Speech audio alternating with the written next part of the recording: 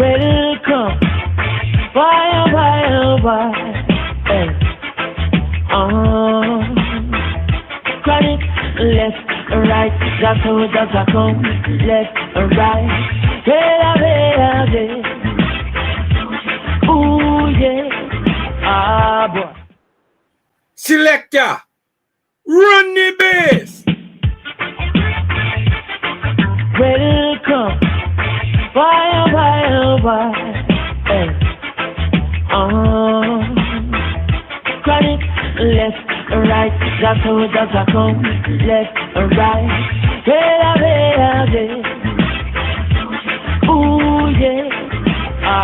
Boy. That's right. Right back at it like the left something. It's your hostess with the most burn like toast is. It's your boy Cosmonian. Checking back here in the ooze early in the morning. You know what I'm saying? You ain't supposed to do too much mud, but I'm a mud head, a certified mud sipper. You dig what I'm talking about? I must be from Texas the way I be sipping this mud early in the morning. Shout out to Juan Valdez. That's the mestizo homie. You dig what I'm talking about? Because obviously he walked this cup fresh from Colombia for me. You dig what I'm talking about? Hey, I'm gonna get a little refresher on that, man. We gonna throw the music back on. Let's rock for a second. Cosmonian, I'll be right back, y'all.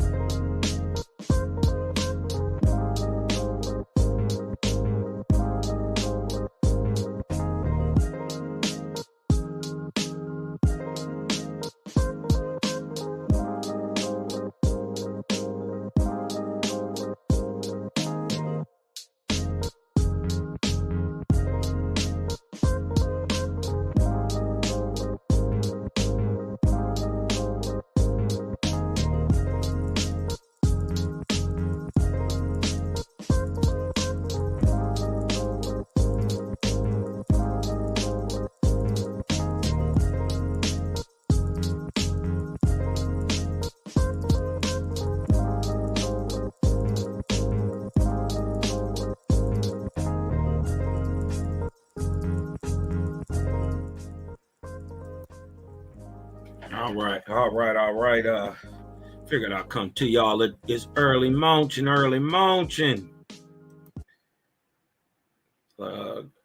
Rise and grind, faith, if you dig what I'm talking about. It's a good day to do a great work. You know what I mean? Help your brothers and sisters out. Shout to the Creator Gang. Peace to the righteous gods and Nirvanian goddesses. You know what I mean? It's your boy Cosmonian. Just wanted to come back in with a part 2 on spiritalis. I thought it was very interesting how when we were looking at the book, which was written by JBN some 7 years before Owaspy was author, we get a real clear view into the mind state of JBN at the time. So it comes as a shock, a stunner, you know what I mean, to find out Mr. Prophet himself, aka Mr. Owaspy, OG Owaspy himself. You dig what I'm talking about? This OG Owaspy. You dig what I'm talking about? Himself. Not only don't believe in spirit. You dig what I'm talking? First of all, he don't even believe in spirit, but have been having so many different types of experiences that he hasn't even made his mind up himself. I think it's revealing.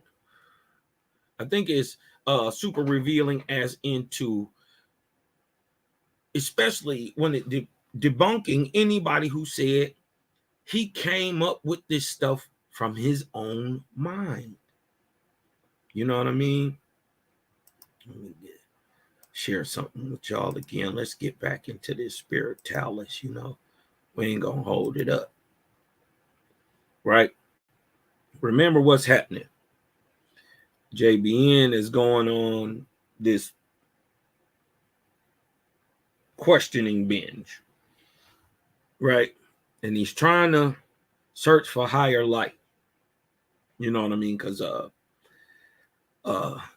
in the beginning of the book, if you remember, one of the great minds of the time, Huxley, said that, you know, he wouldn't even waste his time with this stuff, because if the spirit can't come with, you know, anything better than what he been seeing and answering these lowly questions these niggas asking, and you know what I mean, and that gobbledygook that's coming through, he said, you know, he put them all into the whole little pile of spooks and charlatans, and he said basically I got better things to do. You know what I mean? So let me see if, first of all, if I can be heard. Peace to the family, man. We got up in here. Elijah 7. Peace, family.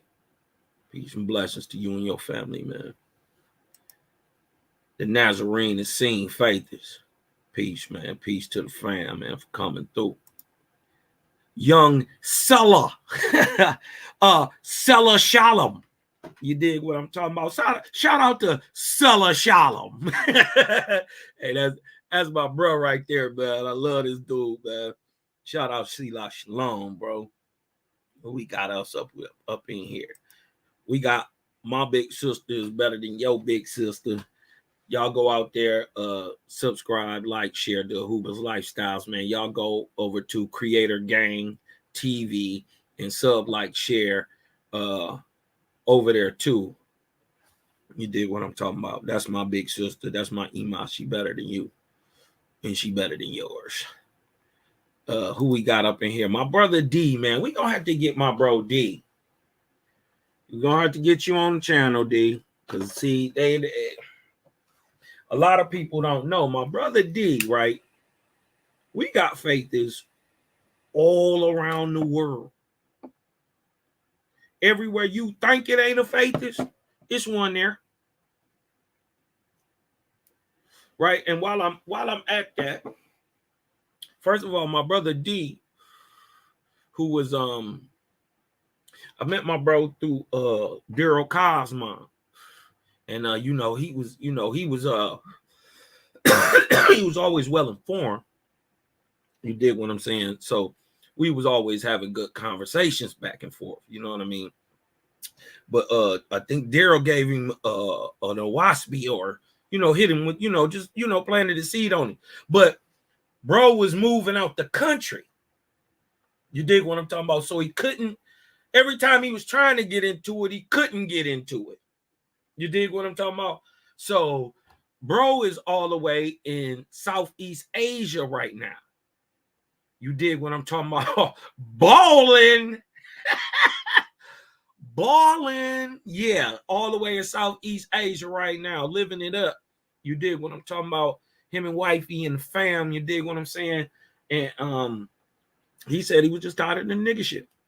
It was time to go. I ain't mad at it. You dig what I'm talking about? But we got to get my bro D on there, man. And he was like, "Yeah, man, I'm gonna get to it, man." And it took probably a year or two. After everything, after the dust was settled and all the things, that nigga hit me up like, man, man,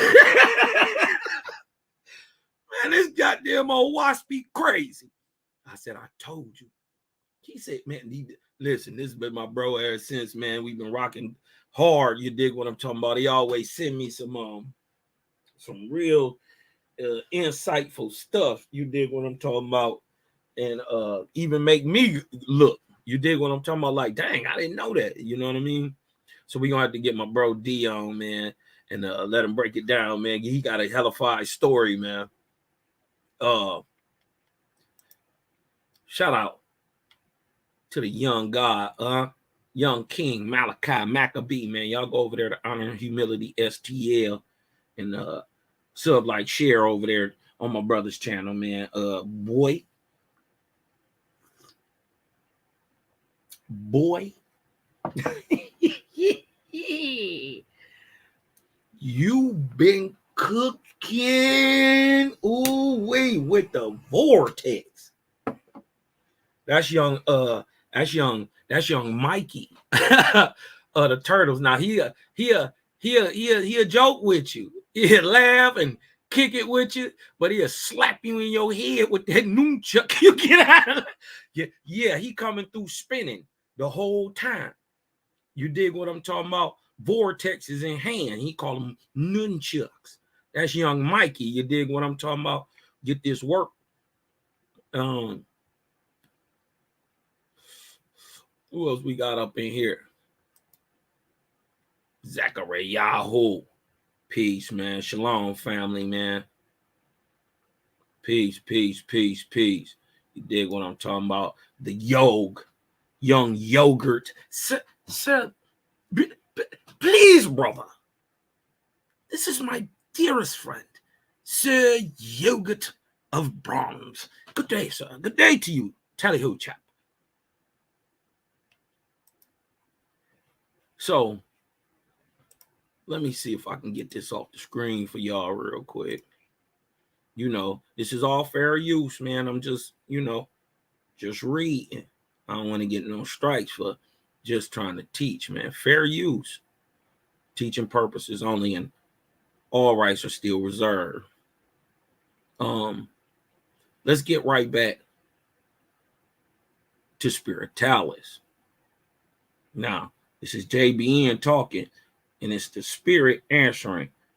And just listen to the overall tenor of the message, right? Let's get up in here real quick. JBN asks, how can it be proven that the spirit lives after the death of the physical body? He says, how can it be proven that the spirit lives after the death of the physical body? The spirit answers. This is interesting how he answers. He says, the spirit answers, rather, how will you receive proof? So he basically asking him, well, how you willing to receive it? For except you have a spirit to receive proof from the spirit of others, you cannot be convinced. Look at that. A feather cannot go against the wind, neither can the spirit out of the body come to him who will not receive it. That's logic. That makes a lot of sense. So it wouldn't, especially for something that you can't readily see with your eye. If you're not willing to receive the proof, you can't receive it.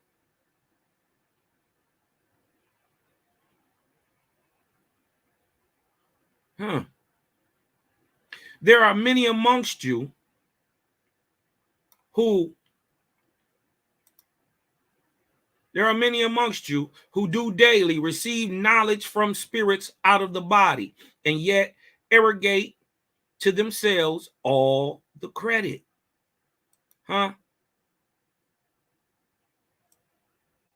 You ever been so-called your conscience talk to you?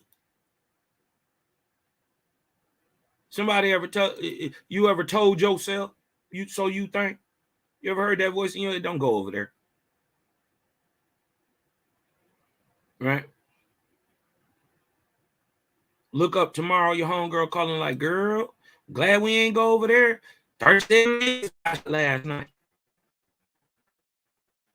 Mm-hmm.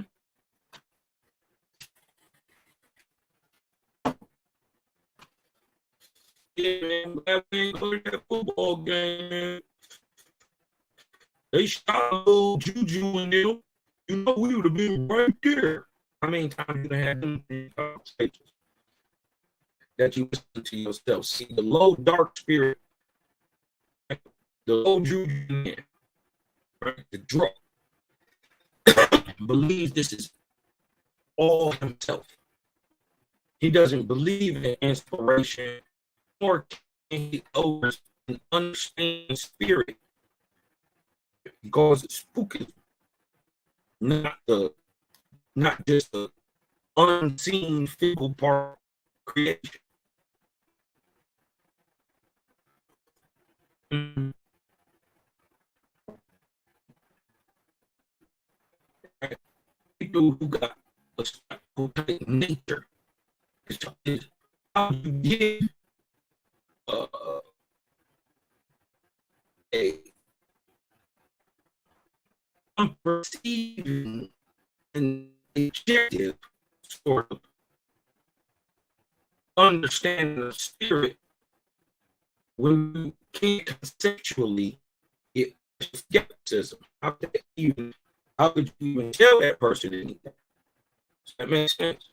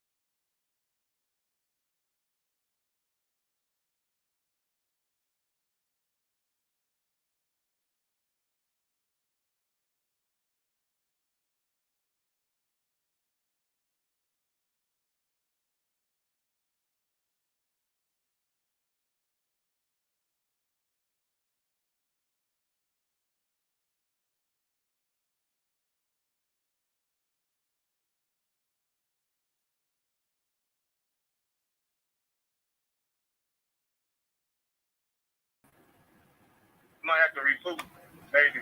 Yeah, can y'all see me now?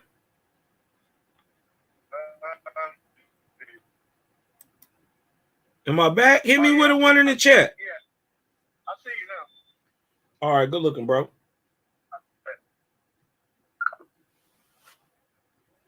Dang. oh man. Oh man. Hey, hit me with a one in the chat, man. If y'all can hear me. Oh, they didn't hit your boy Cos. That's when you know you cooking. It's all good. They cut me off the whole live. Oh, hold on. Let me get back to this. I was cooking. I see now. I get it. I get it. I get it. Let's get this energy moving, man. Hit me with some vortexes in the chat. Hit me with some vortexes in the chat. Let's get this energy moving, right? Because Mr. Faithist himself is asking, is faith necessary? Huh? Look what the Spirit answers. Faith is not necessary. They're going to say, but Cosma. They're going to say, but Cosma, you call yourself faithist. Do you agree with this? Is faith not necessary? This is what the Spirit said, right? And basing my answer off what I understand off of Waspy. Now, this is just the very first sentence, right? I ain't read what he said. He exactly right. Faith is not necessary in the first place. Uh-oh. But Cosma, you're a faithist. The Canaanite guy. How can you say that, Cosma? Faith is not initially necessary. Huh? Not initially. Remember, the rest of the question said, is faith necessary in the first place? It says, faith is not necessary. No, it's not necessary. Because you can gain faith. Because, see, faith is not the same as they teach in Christian and religious doctrines, dogmas, and ideologies. It's not a belief in something unseen. No. Let the real faithist tell you what faith is about. Faith has nothing to do with belief. Faith has to do or is the understanding of the knowledge of the cosmogony, of the knowledge and power of the Creator, right? And understanding how it works within all corporeality, and because we can now make an informed choice, we choose faith in the Creator that is all works towards his glory. So it's not belief in the unseen. It's understanding the unseen and then choosing to stand by the Creator of the unseen. Because we know how it works. We know his signs and symbols. We know his timetables of prophecy. We know his prophets. We know his line of life. It's not a belief. Right? This is why these niggas can't, they always try to pin us in the corner. And when we tell y'all we not a religion, it blows your mind. Right? Because you haven't been taught anything higher. We've all just been taught the lesser light. Now it's time, or has been time since, for sure, 1881. You dig what I'm talking about? that the libraries of heaven are opened up, man, and this stuff is coming down. Is he right, y'all? Faith is not necessary. He's right. Technically, yes. But if you do have faith, there is a benefit to faith. No, I mean, in the end, all works towards the Creator, and without faith in the Creator, all is not. Right? You eventually end up coming around it, and without faith, you can't perfect yourself high enough to get where you would possibly like to be. You are a stumbling block to yourself.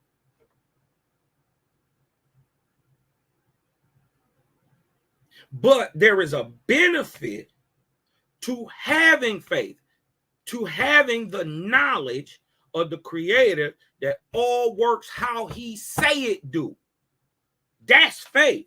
Now we see the effects of what he say in the corporeal world, right? So we know that what he's saying is right.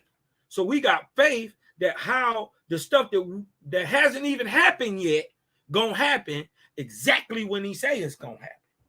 That's faith. Giant, if you really go back and look at the book, he ain't let you down yet. Cold. Think about this, black folk. Think about this, faithist. Think about this, European brother. Think about this, Asian. Think about this, East Indian. You dig what I'm talking about? Think about this, Aboriginal American. Everybody who ever oppressed you does not exist anymore. Everybody who has oppressed you will go out with the wind. Dr. Francis Cress Welsing calls it genetic annihilation.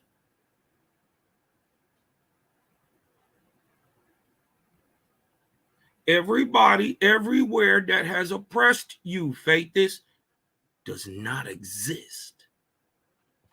And yet, you still here.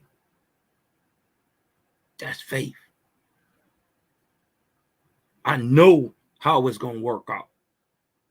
Regardless to what may happen day to day, I know how this goes. Ain't no left without no right. Ain't no up without no down. You can't get no negative without some positive. That's what you better know. Right? Look what he says. Is faith necessary in the first place?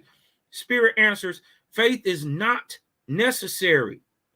Even as, listen what he says, even as the child must go to school to learn, so shall you come unto us, the spirits, the high raised Ethereal angels. And as the child that will not go to school learns not, so will you, except you seek spirit knowledge, remain in darkness. And yet it is for these that we labor the most, for the people who don't get it. The people who are remaining in darkness, like the people who still believe God and the Creator are the same thing. Those people are darkness. He labeled for them the most. And they actually believers. They believe in a spirit of some sort.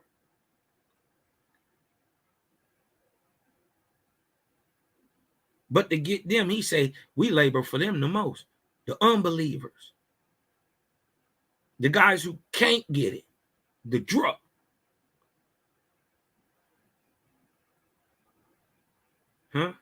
He said we labor for them the most. And more do we rejoice in the enlightenment of such a man, of such than many that have faith.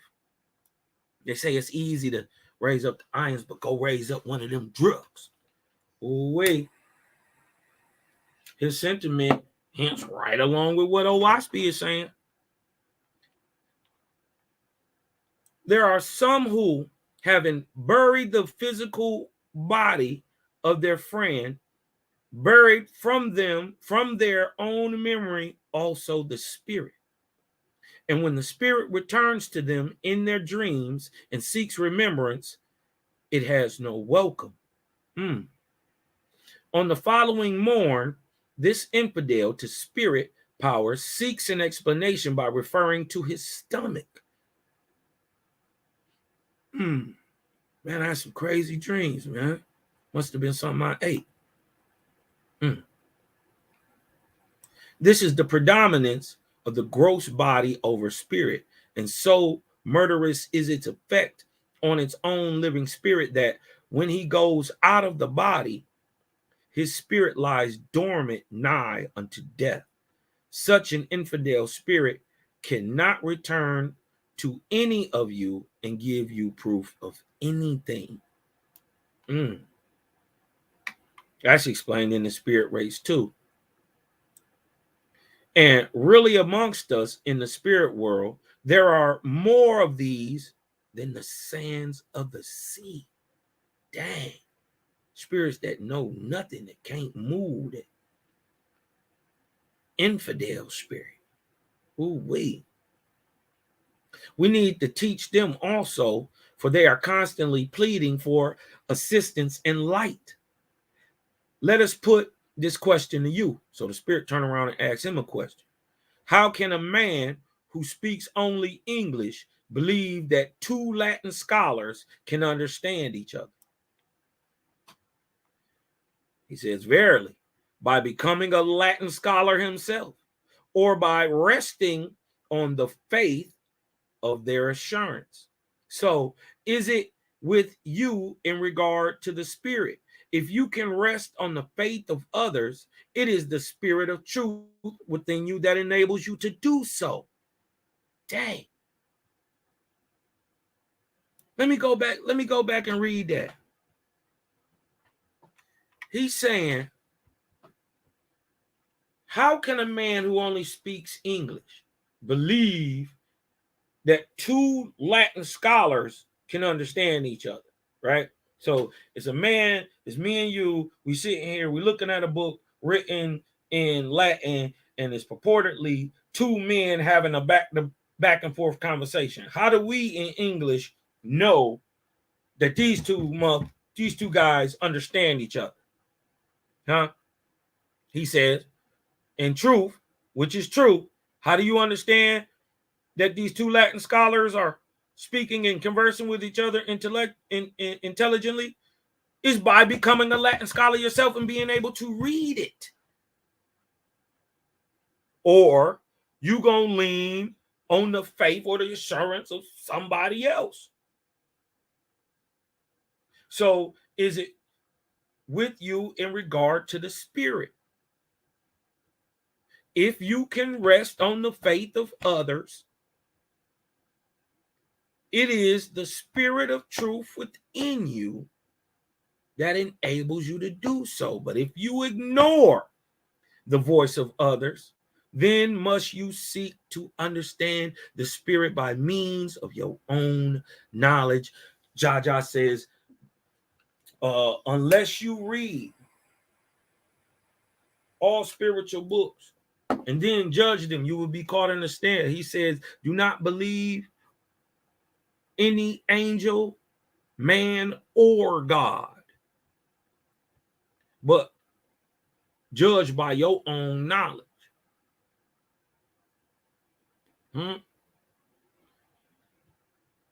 Look what he say. Then you must seek to understand the spirit by means of your own knowledge.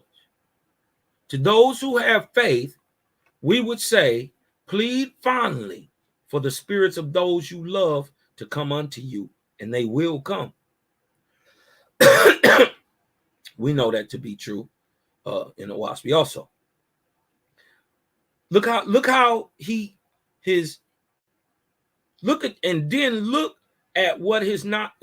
the knowledge, what the knowledge is not doing.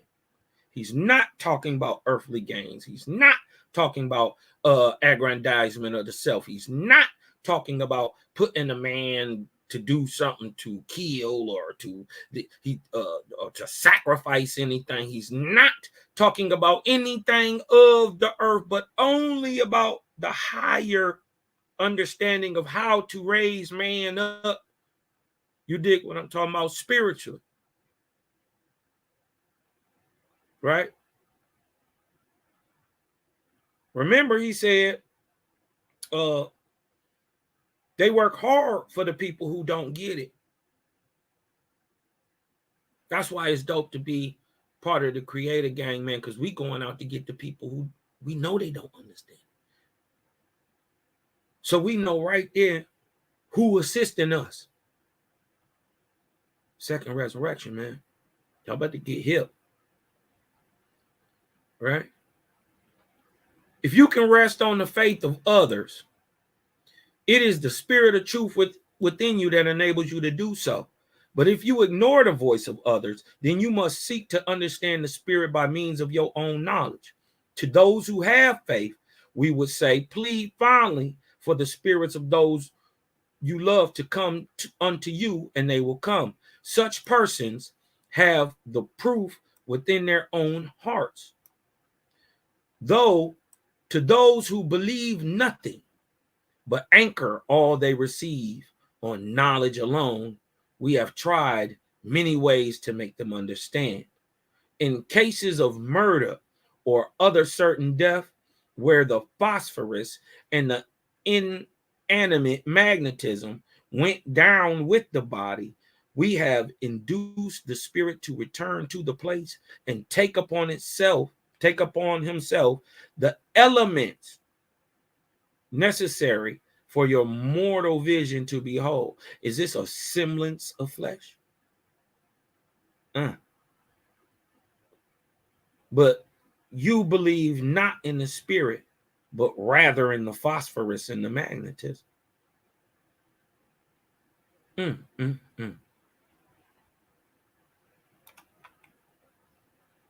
He right. Faith is not necessary, right? But there is a benefit to faith. And without faith, man cannot approach the Godhead. Without works, man cannot approach the Godhead. This is the book of 2 Timothy, verse 1 and 28. No, faith is not necessary. But faith is still a choice. You can choose not to have it, or you can choose to have it. But look what you get when you're in, or when you get it. Verse 1 and 28. Now this is the creator speaking to the very first God of earth. Notice the creator is speaking to his son, God. Check this out.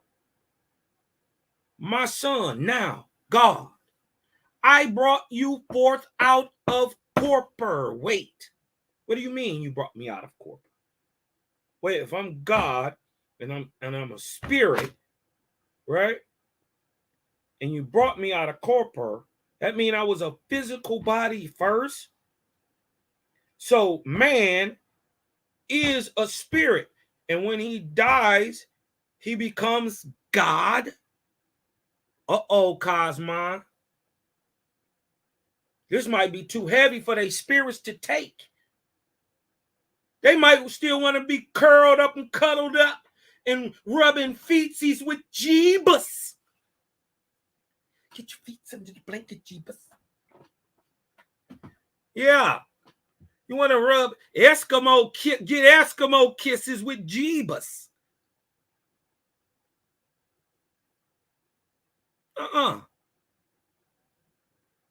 Creator said he brought God out of the physical world and quickened into everlasting life. What was quickened into everlasting life? The spirit, which is now God. Wait a minute, but I got a spirit in me that's trapped in corpore. Is this the same thing that's going to happen to me, Cosmonia? But look what you do. No, it's not necessary, but look what happens when you do have faith. Now remember, this is Creator talking to God. He said, by faith, I inspired you to do whatever you have done. Faith I gave to you as the tree on which all perfection is the fruit. So faith is the perfection of all self. And hence gives you the knowledge to master or lord over your environment. Hence God. When you do have faith, right? It is how you get to all perfection. That's the fruit. By faith, by that faith within man, right? Which nurtures the I am within himself to perfection. What does faith do? It nurtures the Creator within him, within man, to perfection, to what we understand in this world as the diamond, the crystalline shape. It is to the understanding of man the most perfect, the most sharpest, the most dense. You nurture that I am, that great spirit within yourself to perfection, right? And what happens? He becomes my son or my daughter. He becomes my God or my goddess, doing by virtue of my presence, according to your wisdom and love, I have given you strength.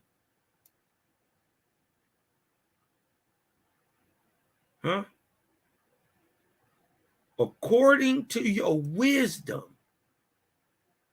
and your love, Jaja give you strength. How do you get that strength? By perfecting yourself, which is the fruit of faith. According to your wisdom and love, I have given you strength, and by your strength raised you up. So, no, right? This spirit is not wrong. The spirit is absolutely correct. It's not necessary. But it is also a hindrance to spiritual advancement, because without faith, there is no perfection of self.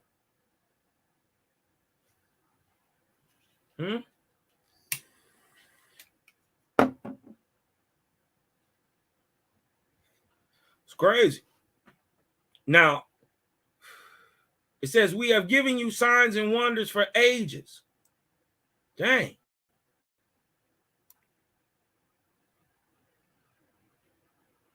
We've given you signs and wonders for ages. But you have ever ignored us. We have moved ponderable substances before your vision. We have pounded on walls and caused huge tables to tip answers to your endless questions. And after exhausting ourselves, we have flitted silently amongst you and heard you ignore us or call us the devil. You have denied that we manifested intelligence. Now, even JBN did this. JBN himself guilty of this.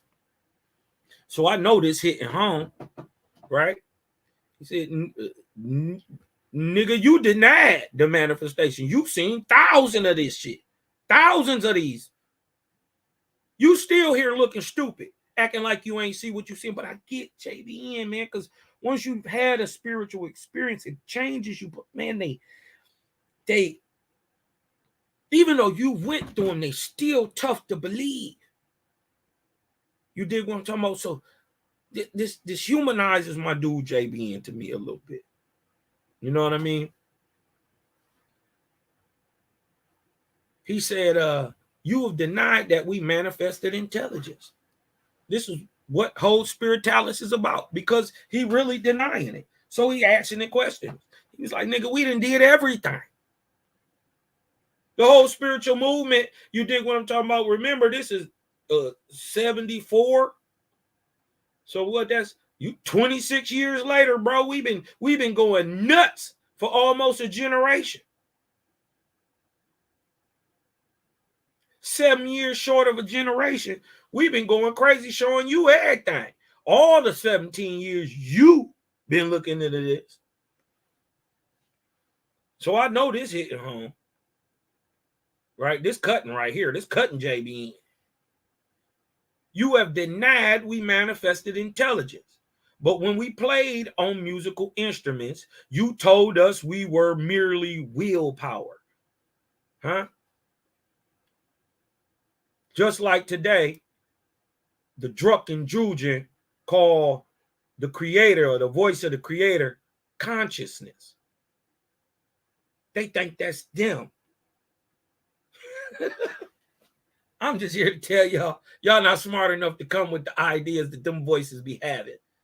If you ever stop to listen to them, you dig what I'm talking about? You be in a better spot. If you listen to that voice, you dig what I'm talking about? I ain't talking about the one that sound like you. I'm talking about the other one that don't sound like you, that you think is your conscience. That voice, if you think about it, be real with yourself, that voice has never, ever, ever, ever, ever, ever been wrong. Think about it.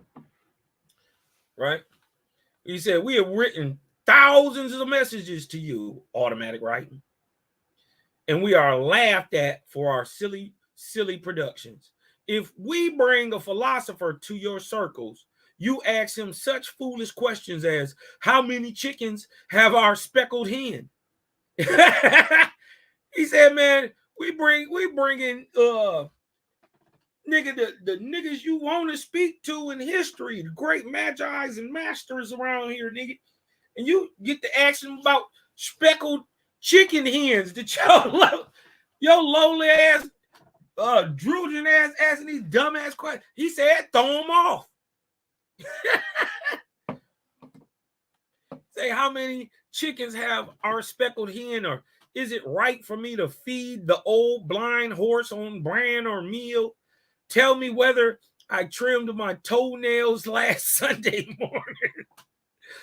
Really, we must say to you, you are so grossly wrapped up in earthly ideas that is almost impossible for spirit power to manifest the things most needed. Dang. Query.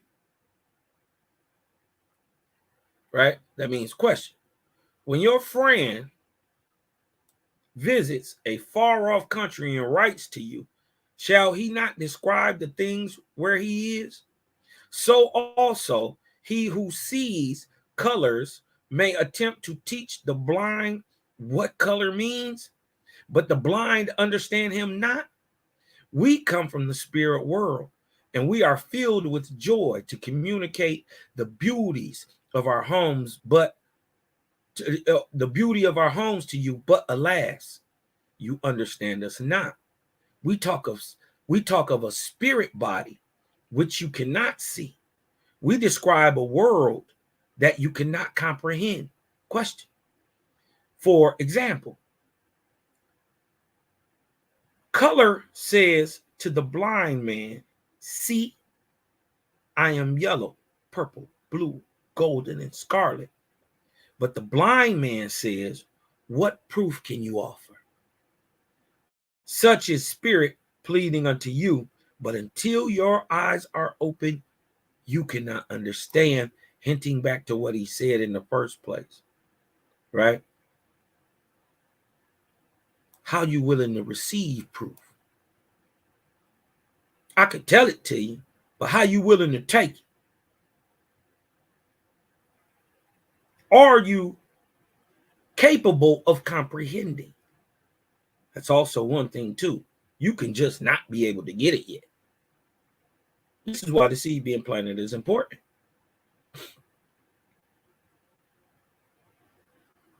Right? Cannot you clothe yourselves? 22. Cannot you clothe yourself with emanations of earthly bodies and so prove your spirit existence? He's saying, so nigga, you know, you a spirit or whatever, you did what I'm talking about. Why don't you come right here, take on like an earthly body? You did what I'm talking about, and just prove that the spirit come back. Look what he said. This we often do. Dang. Nigga, we do this every day. But yet you see not the spirit, but rather that which conceals the spirit. Though in this we have also been ignored, nigga. We done showed ourselves to you every day. For amongst you are some who assert that the willpower, he said, whatever that is, damn. Whatever that is, right, causes these figures to appear. So, you know, low drugin drunk niggas of the day, you dig what I'm talking about? Of this time and saying, you know, it's the willpower. He's like, nigga, I don't even know what that is. Show us how willpower works. Right? He said that the willpower causes these figures to appear and go through all the motions of living physical human bodies. He says, but have you not in other materializations held conversations with the audience? Notice this asterisk.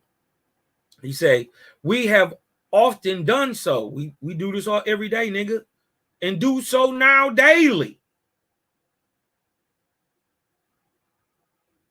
He said, don't you come and materialize in physical bodies and hold conversations with the audience? He said, nigga, we doing that now. In this, in many different countries. Y'all look up a man named Allan Kardec, Alenkardec. You'll see he predates OWASP and predates JBN even being in spiritualism at all. He go back to the early days, 1848 to 1852. For them first 4 years, Kardec had already been owning cracking all the way in France. Right? He beat JBN into the spiritualist movement by a decade.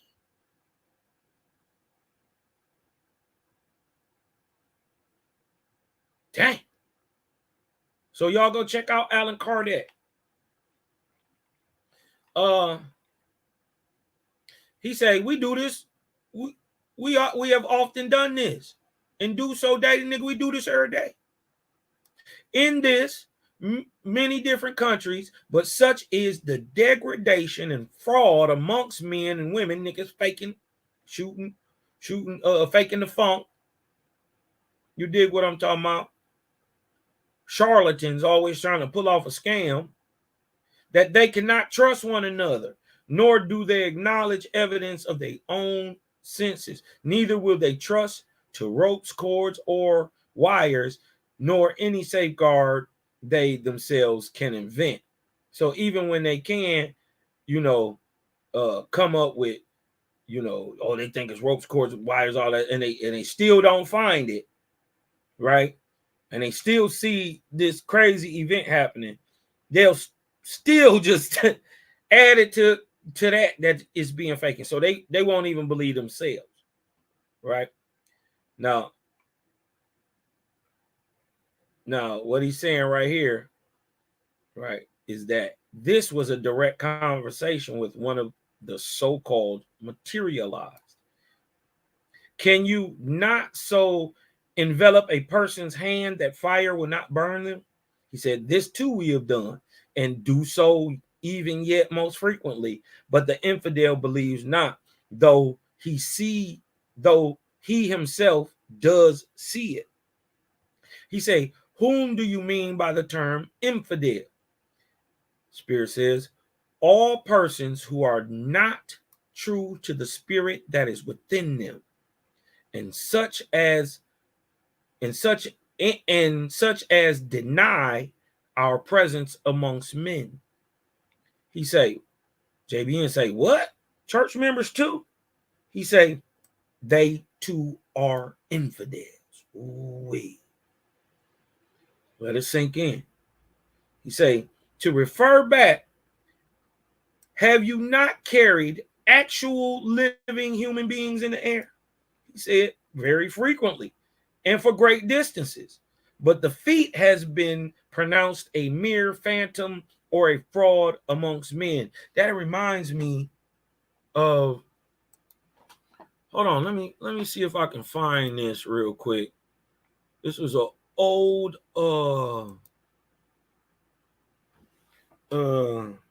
video.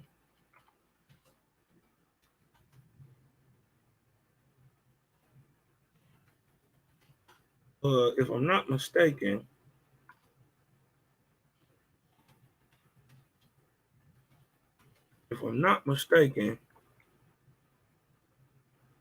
it was a video.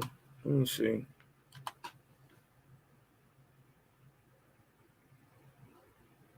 Yeah, this is it. Watch this. Hold on. Hold on. Give me.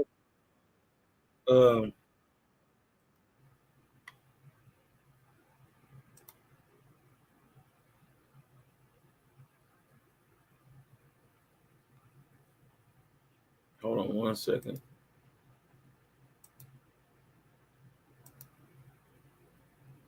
This was a video. Where they, let me make sure everybody can see this. This was a video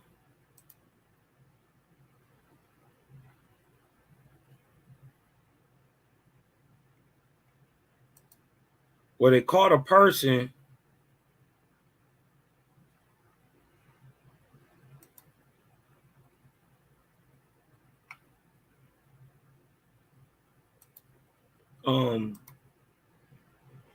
flying in the air. Dig this. Check this out, y'all.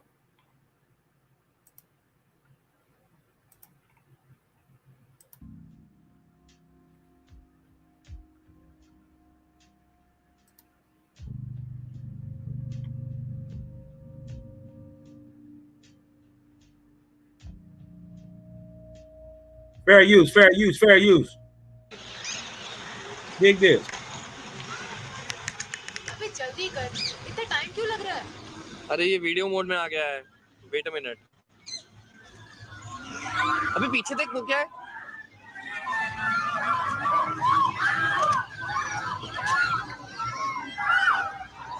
What the hell? That was someone flying, right? Yes, नहीं दिख रहा।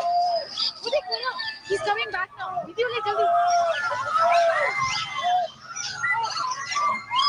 Shit, man.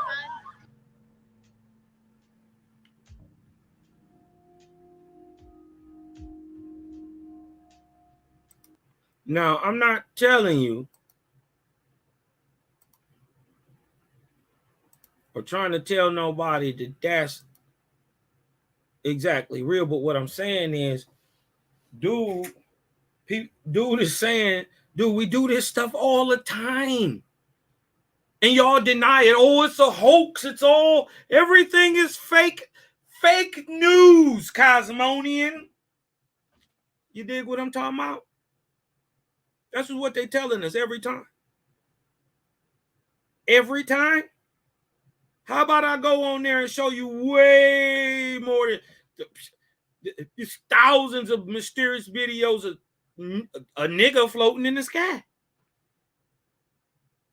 flying around. Just if even one of them is real, just say 99% of them is real. That mean fake.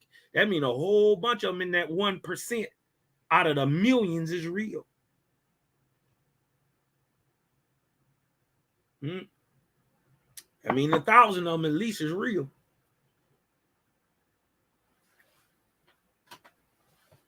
So, he say, haven't you carried people in the air? Like, yeah, nigga, all the time. And for great distances. But the feat has been pronounced a mere phantom or a fraud amongst men, just how we look at that, just how we looked at that video right there. They'll say, oh, Cosmon, that's fake. You dig what I'm saying? I'm just saying, look at it. You can make your mind up, but then when you see stuff like this coming out in 1874, explaining some stuff you just now being able to perceive on YouTube, you dig what I'm talking about? Some 180 some years later. This just can't be a coincidence, is all I'm saying. He's saying, nigga, we do this all the time.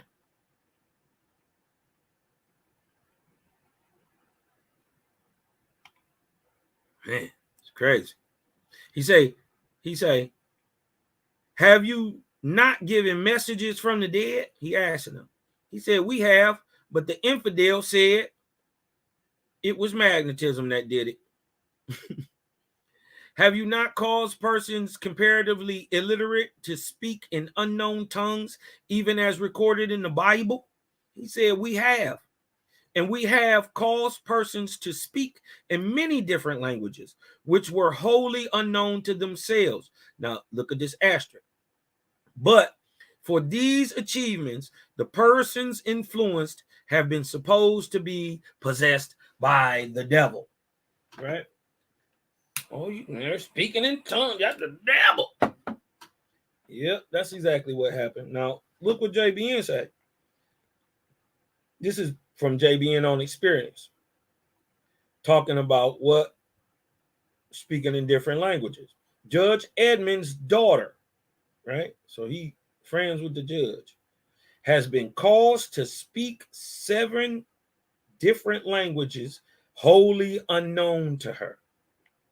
There are many other persons, perhaps 1,000, who have been influenced in the same way, right? This is from JBN's Experience. Can you cause a pencil to write without any person touching it? Look what the Spirit say. Save the Spirit. Yes. We have caused a luminous hand to appear. Dang. That's in that's Daniel, right? Where the luminous hand appeared. Y'all hit me in the chat. It's Daniel where the hand appears and writes the script on the wall, right? If I'm not mistaken. That's the book of Daniel. I think it's Daniel 5. As a matter of fact, I think it's Daniel 5:5.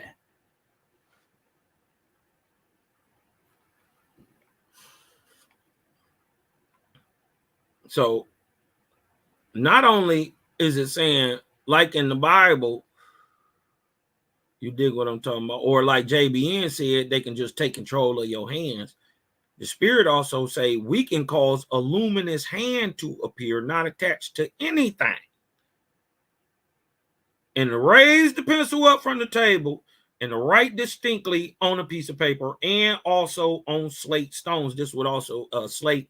This lets you know how old this book is, because they talking about little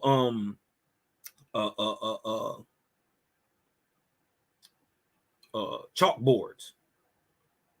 They talk about chalkboards when they talk about slate. They used to write on slate with chalk back in the day. right? And also on slate, but our reward has been, right? We didn't did all this shit for y'all, but what y'all give to us? To be denounced as merely some type of magnetism. Look what he say. Let me see if I can blow it up just a little bit for y'all. There you go.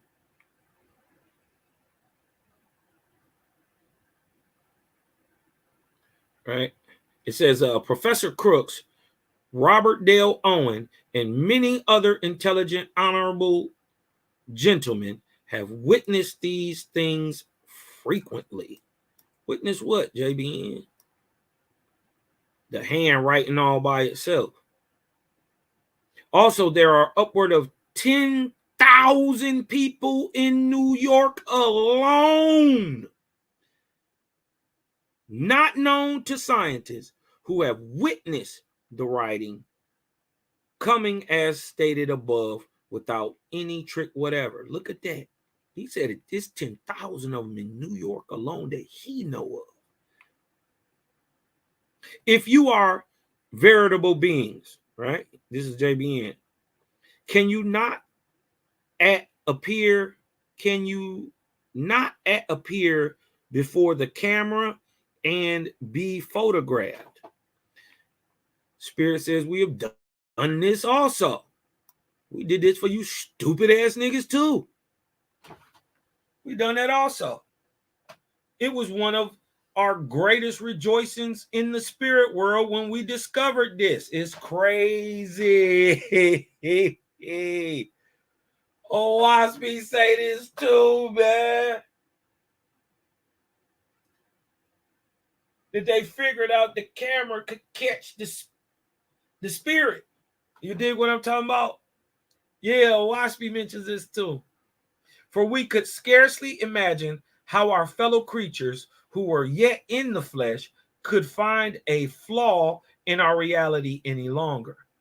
But our first medium was persecuted for being a devil and a fraud. This made us weary. But after his liberation, we began on a more scientific basis. Now we are rewarded by scientists saying the force of the willpower of some person present causes the emanations of the body to take a human shape, and that there is no spirit about it. Can you not devise some manifestation beyond what human beings in the flesh can accomplish? He said, we have carried flowers and plants into a room when it was all shut up, doors and windows. We have threaded a chair back on a person's arm, even while his hands were, what? We have threaded a chair back on a person's arm, even while his hands were joined. Okay. I see what they're saying. Like if you hold your hands together out in front of you, like a hula hoop, you dig what I'm talking about? They saying they moved the chair through his arms, right? And to where the chair was on both sides of his arms. Dang, that'd be crazy. That'd be crazy. You dig what I'm talking about? That chair passed through your flesh. I know that felt eerie. You dig what I'm talking about to see that? Yeah. That's one experience I ain't had yet. I ain't had that experience. That'd be crazy. You dig what I'm talking about? I had to think about what they was talking about. Were joined together. We put a solid iron ring over a person's head or hand, the ring being considerably smaller than the head or the hand that passed through it. But the infidel, discomfited on scientific grounds, falls always falls back on the devil as a hidden cause. As a hidden cause. We have a flower in bloom before an audience. We have held a flower in bloom, in full bloom, before an audience and caused it to melt down into small crystal. And then again to conic. Does this mean spin? To conic out into full, hold on, let me, to conic out into full bloom while the eyes of the multitude were upon it. And the achievement was merely, so wait a minute. So they saying on stage, a flower all by itself just stands up with nobody, just all by itself, nobody on stage with it. The flower open up and bloom, right? And then melts into a dust like a sugar, like a small crystal substance, right? And then again to conic. Let's see what the definition of conic is. If this means the vortex, I'm gonna lose my shit. If this means spin, I'm gonna lose my damn rabbit. This bet not mean spin. This bet not mean spin. Hold on. Let's look at this with definition of conic.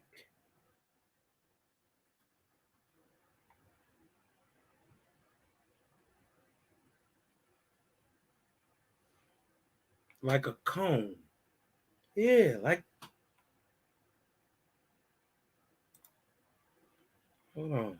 Let's look at this. Conic, like a cone. Greek for cone.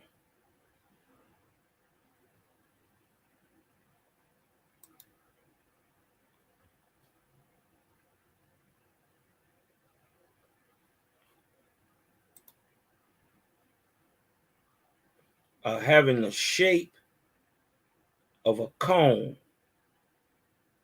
of or relating to a cone.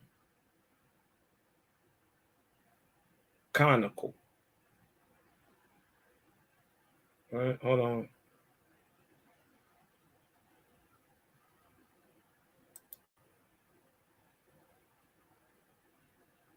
Resembling a cone, especially in shape.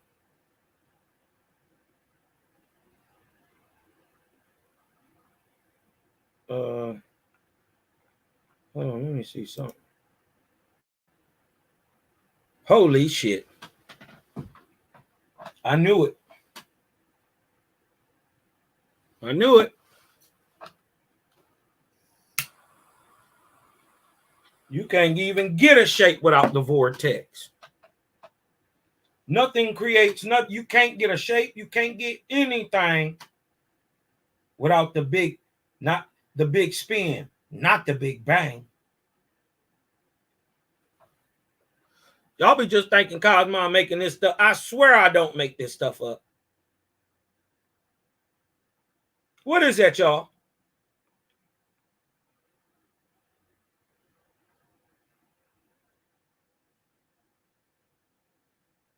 Is that the toroidal vortex in shape? All motion.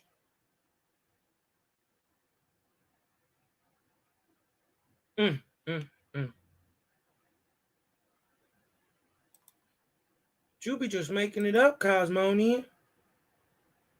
You be just making it up. All right.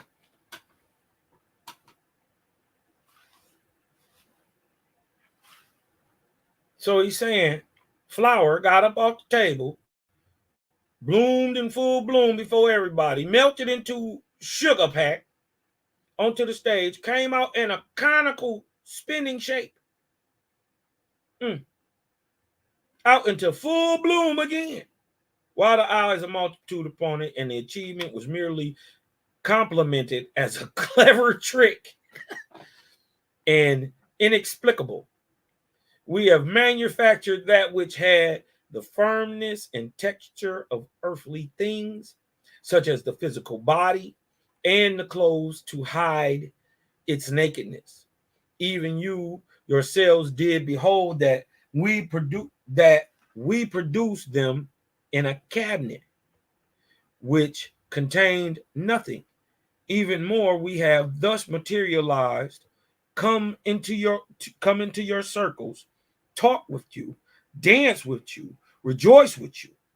We have thus sat down amongst you, and with your own scissors cut pieces out of your dresses and left them with you, and found the fabric not unlike any other.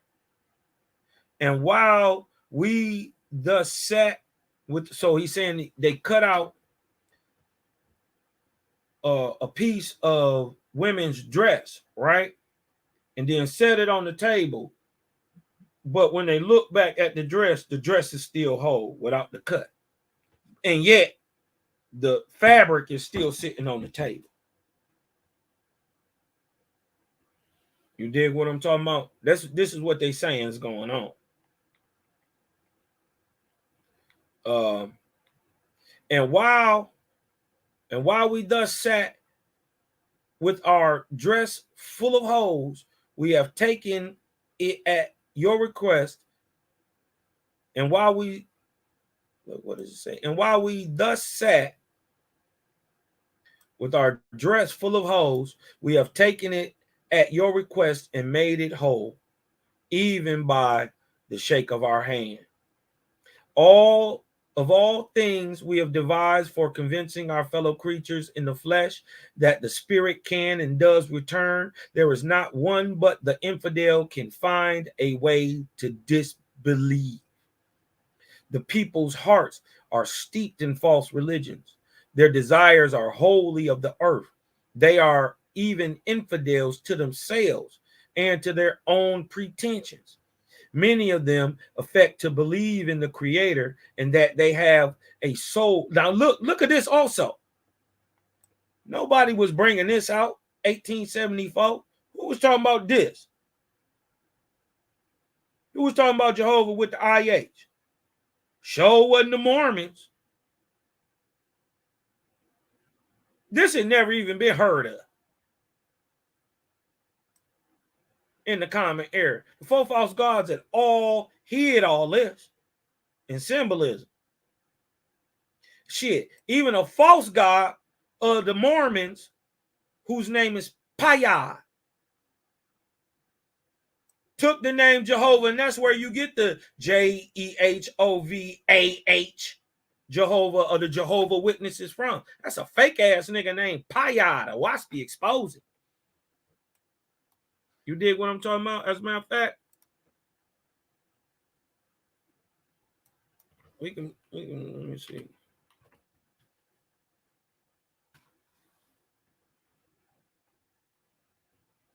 Let me see something real quick.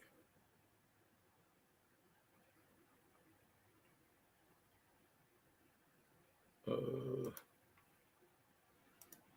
right, hold on. I gotta open up this Waspy again, y'all. Timed out on me for some reason.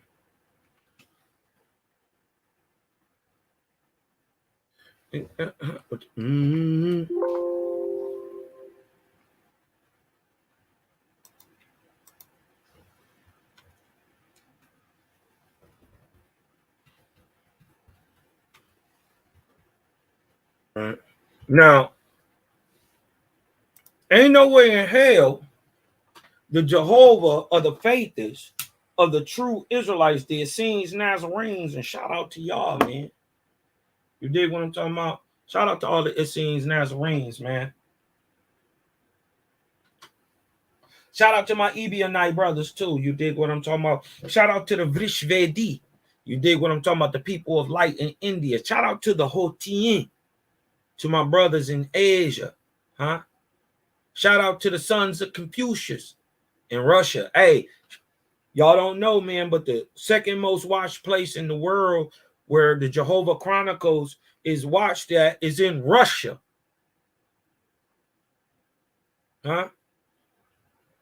You don't think it hit home when we explain how they Confucius?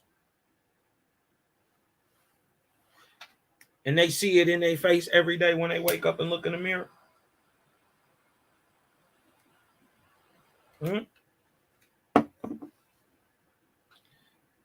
But let's show you who the fake Mormon God is.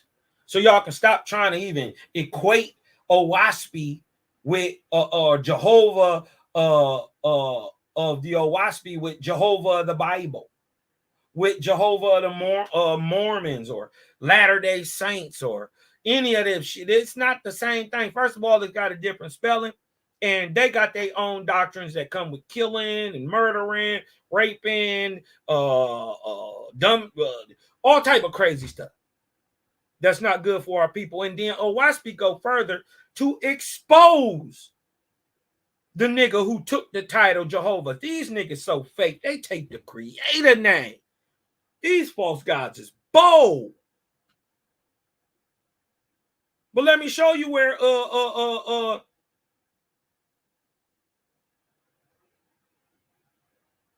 John Smith and all them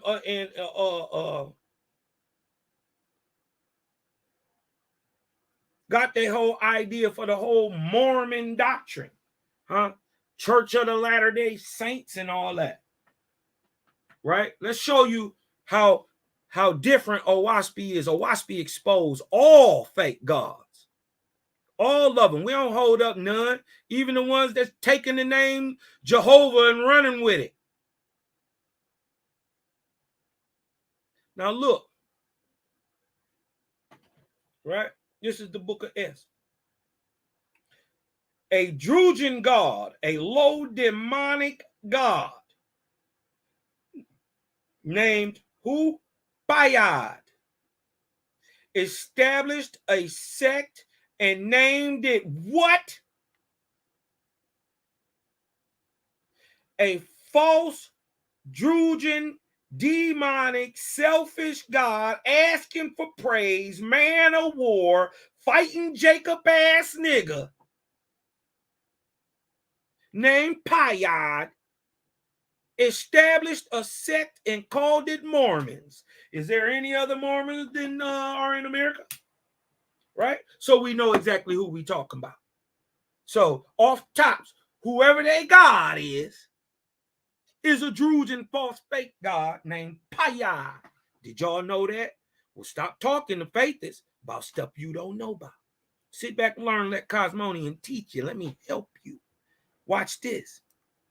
He located his kingdom on earth with his mortal followers, and he became master over their spirit, over the spirits of his mortal followers in the same way, calling himself what? The true Christ. Same thing they do in Mormonism. And Bayad taught that all good Mormons will ultimately attain to rule over some planet. This is taught. This is for real in Mormonism. And her heavens. Right? This is taught. This is why you got to have a bunch of wives and a bunch of kids, because you're going to go and populate your own heaven. Watch this. This is in Mormonism. Right? Bayad taught that all good Mormons could ultimately attain to rule over some planet and her heavens, but he never permitted the angels of his kingdom to go out of his reach. He also taught mortals that the more numerous progeny a man begot, the greater his heavenly kingdom would be. And this is why they having all these problems with rape and incest and 4-5 different brother, sister wives all out there in Utah where the Mormons is at. Huh? Don't take a second grade education to put that together. Huh? This ain't even a stretch. The greater his kingdom, the greater his heavenly kingdom would be in time to come. For this was Payad's scheme, right? To make his own heavenly kingdom large and powerful, right?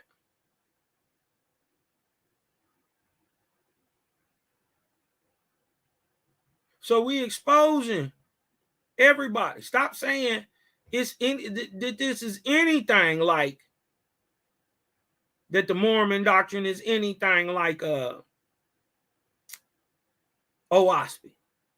It's not. OSP expose it.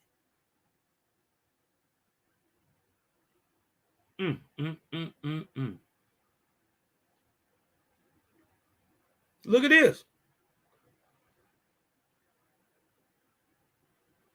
Look at this. And so it came to pass, as had been prophesied of old, lo, Christ here, lo, Christ dead. And as it was with Luamongs, the false Christ of the Christians, right? And as it was with Luamongs' heavenly kingdoms, thus split into hundreds of remnants. Look at that. This is where you get your so many, this is why we have over 1,000 Christian denominations today. It was even so with the heavenly kingdoms of the other false gods, Brahma the false and Buddha the false, so that on earth there were thousands of petty gods. This is early 1800s coming into the Cosmine era, right? 1848, right? Thousands of petty gods, heavenly kingdoms of darkness and misery. Now, all of these Druidian gods, right? Who Payad is one of them, whether in China or India or Africa or Europe or America, rejected Jehovah, but took the name of one of the four false gods, Buddha, Brahma, Allah, Christ, right? Buddha, Brahma, Allah, and Christ. And protested that he himself was the real and true God and Savior. And watch this. Immortal sects did the same thing. Watch. That followed them did the same thing. The Presbyterian professed the true Christ, but he denounced all others as false. The Methodists professed the true Christ, but denounced all others as false. The Mormon, the Mormon professed the true Christ, but denounced all others. The Roman Catholics, the Flavians, also professed the true Christ, but denounced all others as false. And it was the same with all of them. And none of them practiced righteousness and good works, but were warriors and money getters, people who practice usury for self's sake. Look at that. Body bag. Get in the bag. Stop getting out that bag.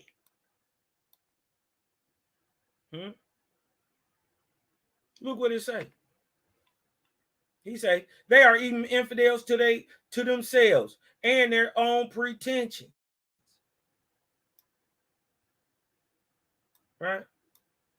Oh, holier than thou ass niggas up here lying like Zion Lex was.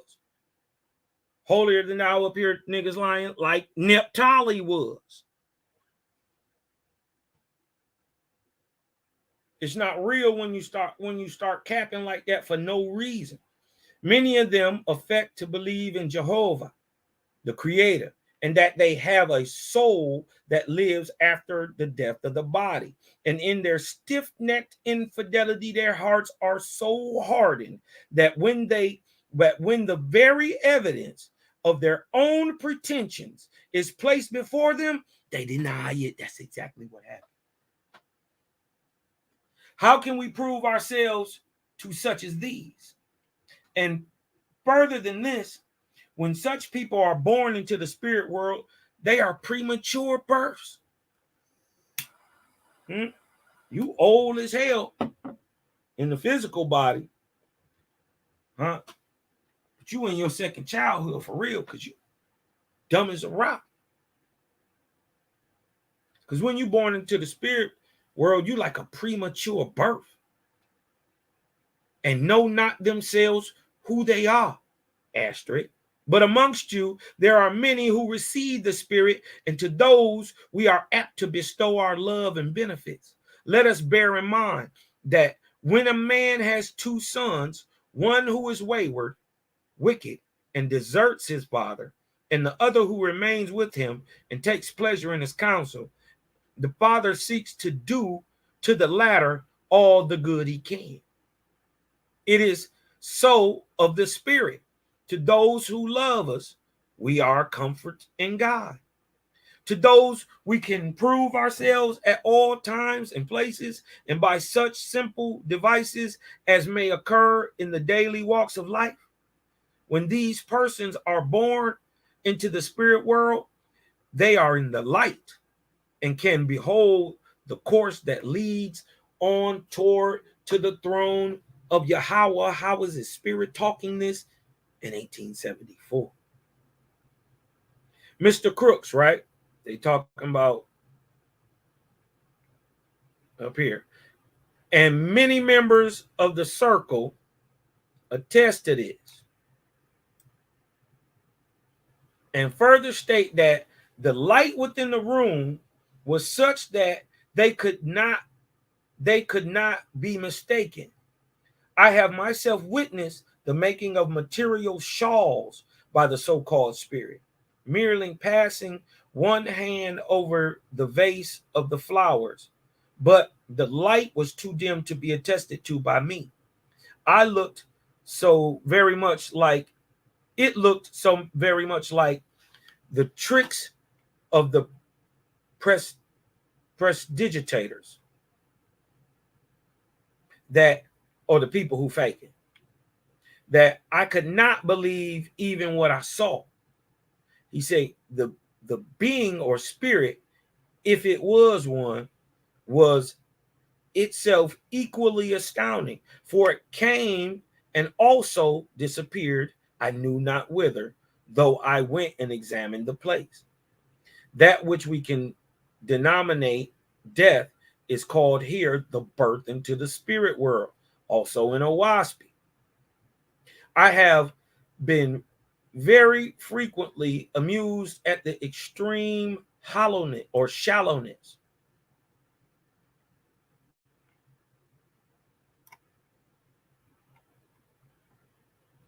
excuse me.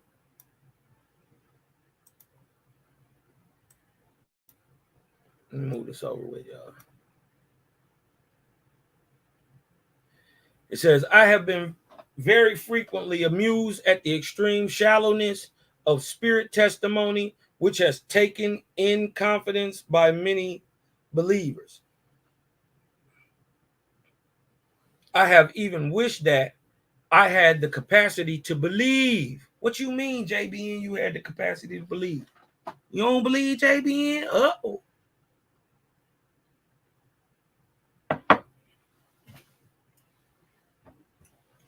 This lends even more credence to what Owaspy is saying.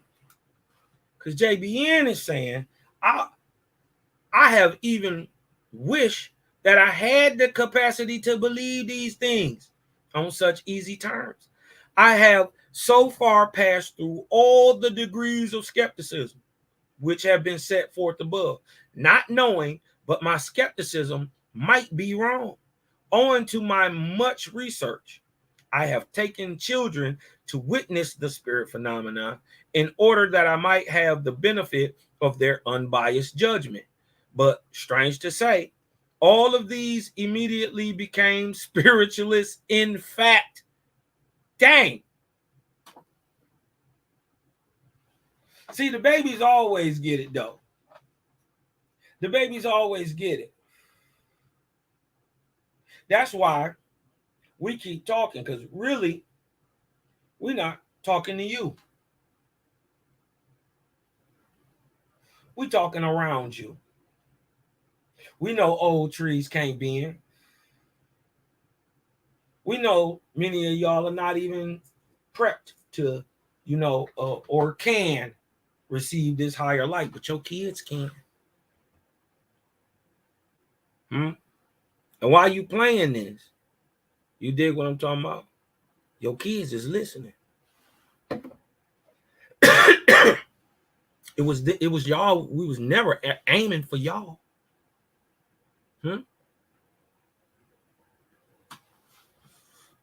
It's not y'all we was ever trying to say.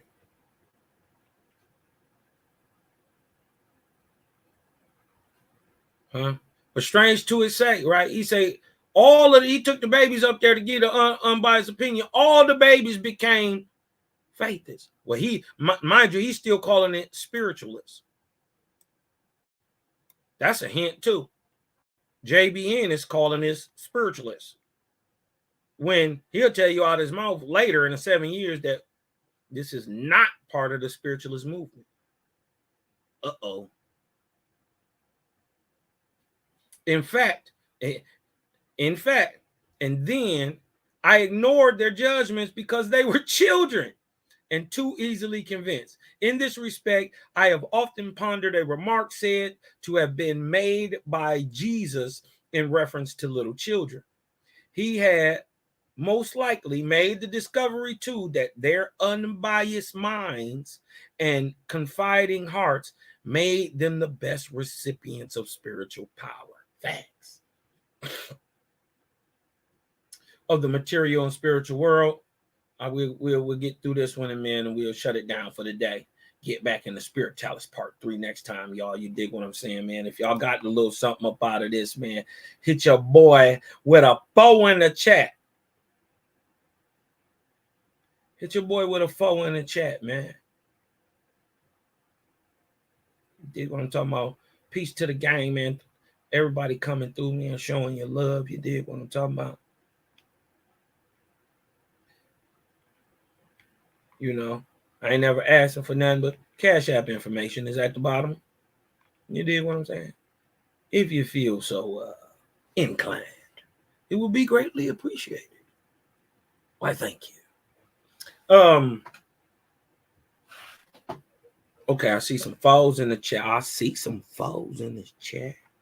That's what's up. We'll get through this one, man, and we'll go ahead and shut it down real quick.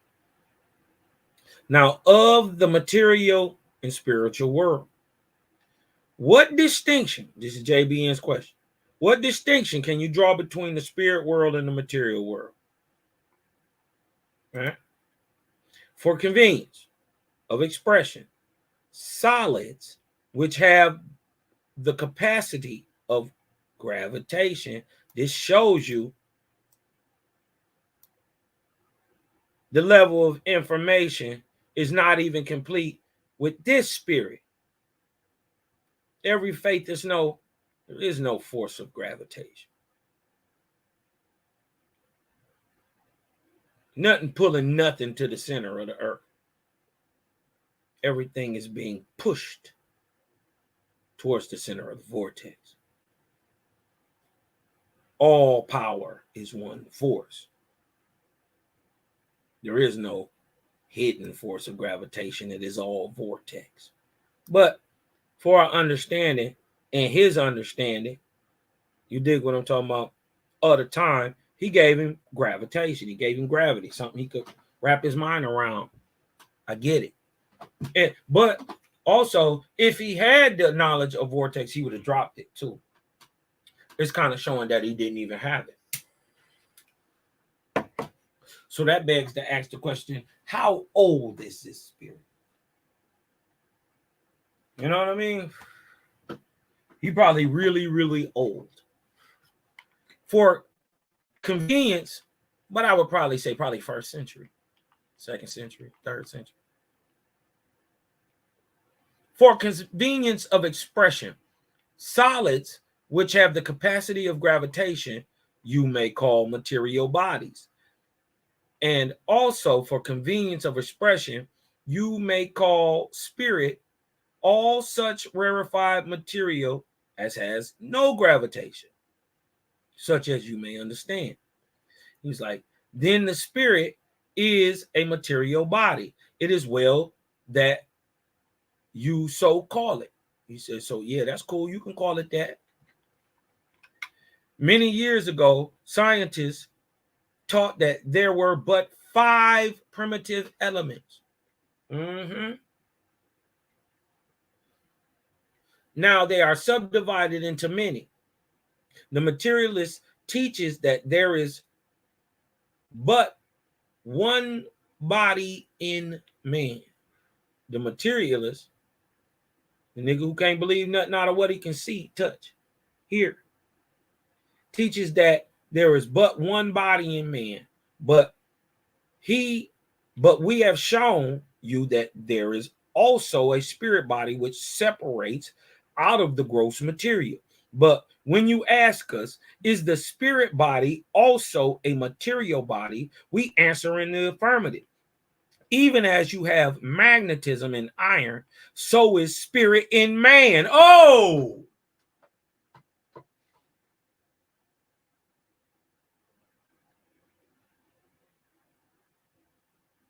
Huh?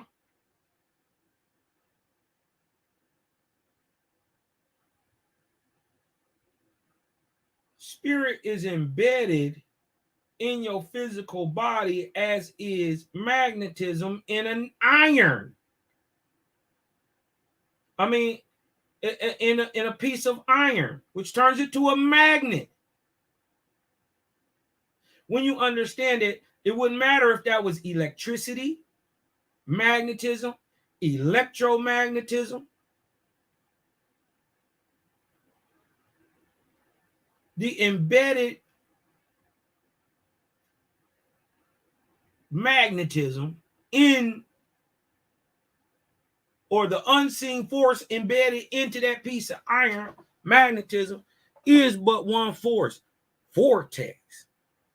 And the crazy part is the release of that latent magnetism, quote unquote, vortex, from that piece of iron causes its decay. That's when you see rust. The release, right, of this magnetism in the body. We have, or aging. Even as you have magnetism in iron, so is the spirit in man. And even as the spirit of man is in him and can go out of him, so are the elements. Hold on. So are the elements out of which that spirit was made in the spirit world. The material body is made out of gross matter of the earth. The spirit has its originating source in the spirit world, but is quickened into an individuality in gross matter. The spirit world is the elementary conditions of simples out of which the spirit springs into being.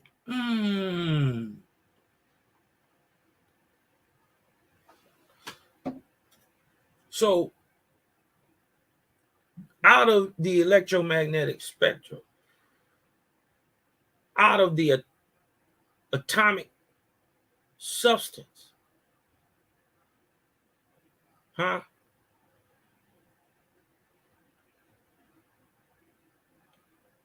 of the condensing of gross matter,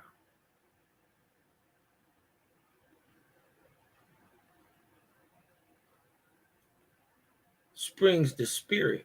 It's just from the unseen part.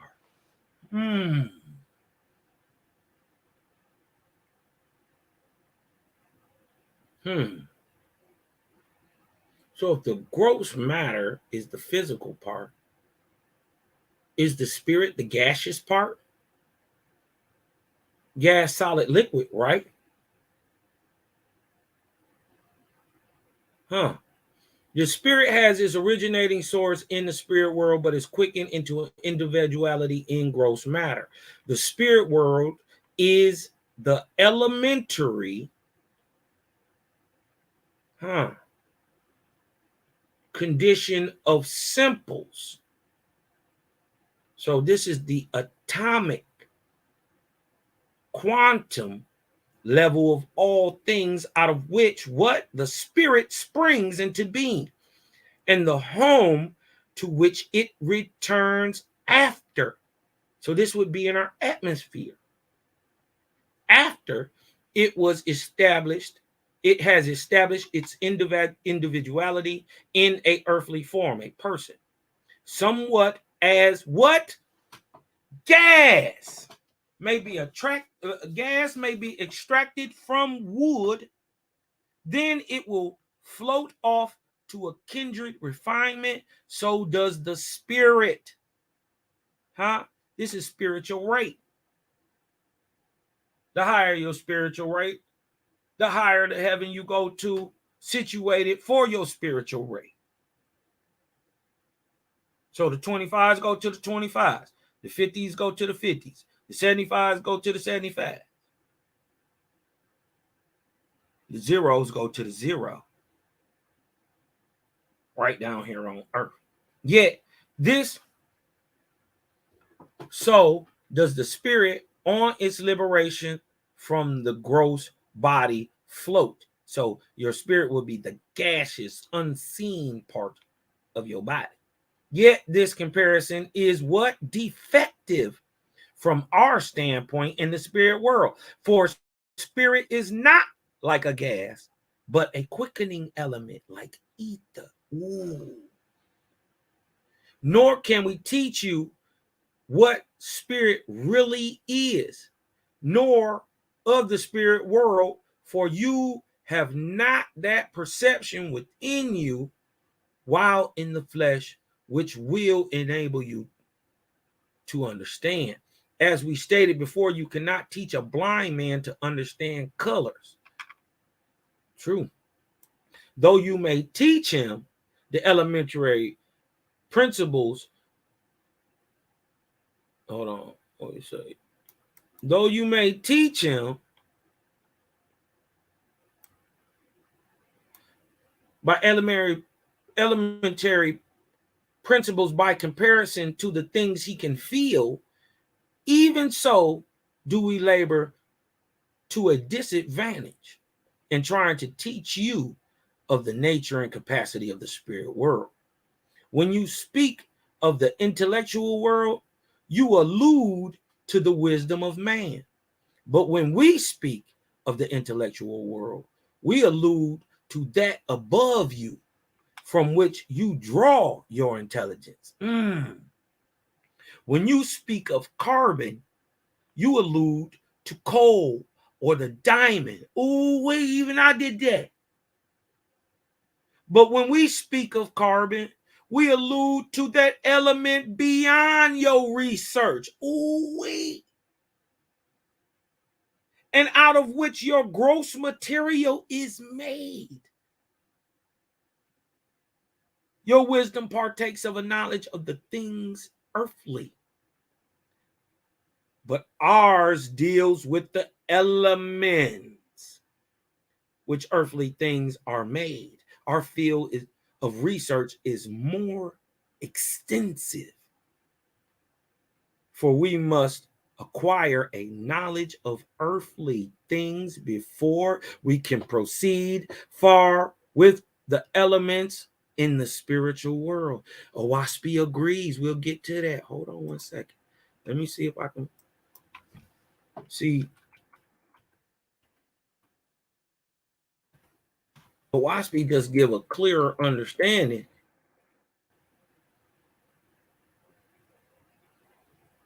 You know what I mean? Of what's really going on.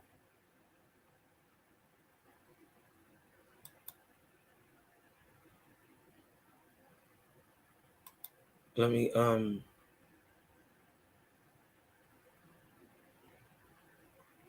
right. And the hint back to what he said. Let's go and look what he said. He said, your wisdom partakes of a knowledge of things earthly, but ours deals with the elements. right? From which earthly things are made, right? His knowledge, which we think about things earthly. He think about how the earthly things are made. He's saying our field of research is more extensive than y'all. For we must, look what he says, we must acquire a knowledge of earthly things before we can proceed far with elements in the spirit world. Does Owaspy agree?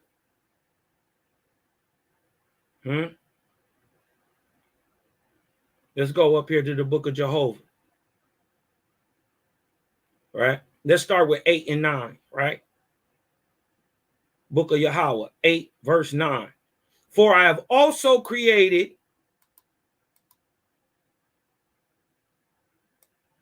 check this out. For I have also created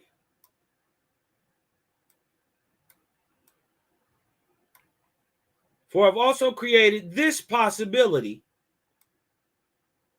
for my creations, so that both angels, right, one-time living men who have died, and mortals, men who are actually living, shall learn to know the elements of the heavens and the earth, and to know the trials of love and misfortune. What did he say? For I have also created this possibility for my creations, so that both angels and mortals shall learn to know the elements of the heavens and the earth, and to know the trials of love and misfortune. Nor have I made it possible to any man or angel who does not know my elements and my extremes of evil and good, which I created. Right? So to get the highest knowledge, you can't even do it without a knowledge of the Creator's elements and extremes of evil and good. He said, you must. He said, he hasn't made it possible. So when the Spirit tells you that we must, somebody is telling the Spirit they must do something. It's explained right here. Nor have I made wisdom possible to any man or angel who does not know my elements.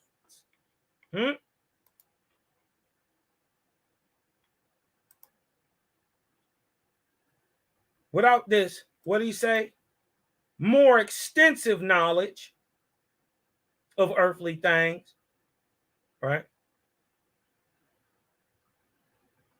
Before they got to have this knowledge before they can proceed with the elements in the spirit world. They got to dominate them first on the earthly level. Why? Because Jaja say, nor have I made it wisdom possible to any man or angel who does not know my elements and the extremes of good and evil, which I create.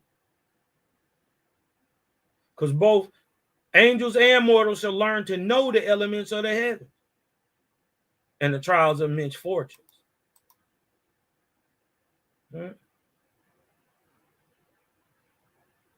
Look, Jehovah looked down from the highest of all heavens, his everlasting throne of thrones, saying, onward, onward, tame the elements, O God, tame the elements, O man. The earth is yours, the air above is yours. Stretch forth your arm and tame the elements I have made. So the whole purpose is you can't even assume attend or approach the Godhead without a mastery in the all-chemical nature, which its understanding has been brought to us firstly, well, not firstly, but majorly through Egypt in the understanding called Ma'at. Now it obviously precedes that, but this is that understanding of not only the spiritual but the physical knowledge all together. That balance, right? That acidic, that alkaline. You dig what I'm talking about? That electric, that magnetic. You dig what I'm talking about? It's that balance. It's that life. It's that death. It's that dark. It's that light. You know what I mean?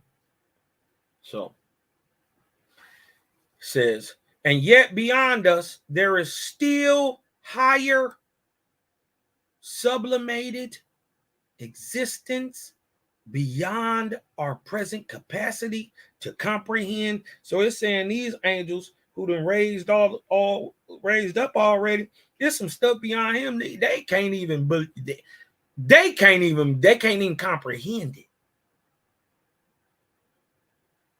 He said, this much we are made to understand, and we imparted to you also. That is, the more knowledge you acquire on earth pertaining to Jehovah's laws, the easier will be your progress in the spirit world.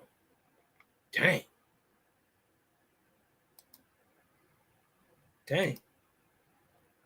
That's crazy, man. You dig what I'm saying? That's crazy, man. I'm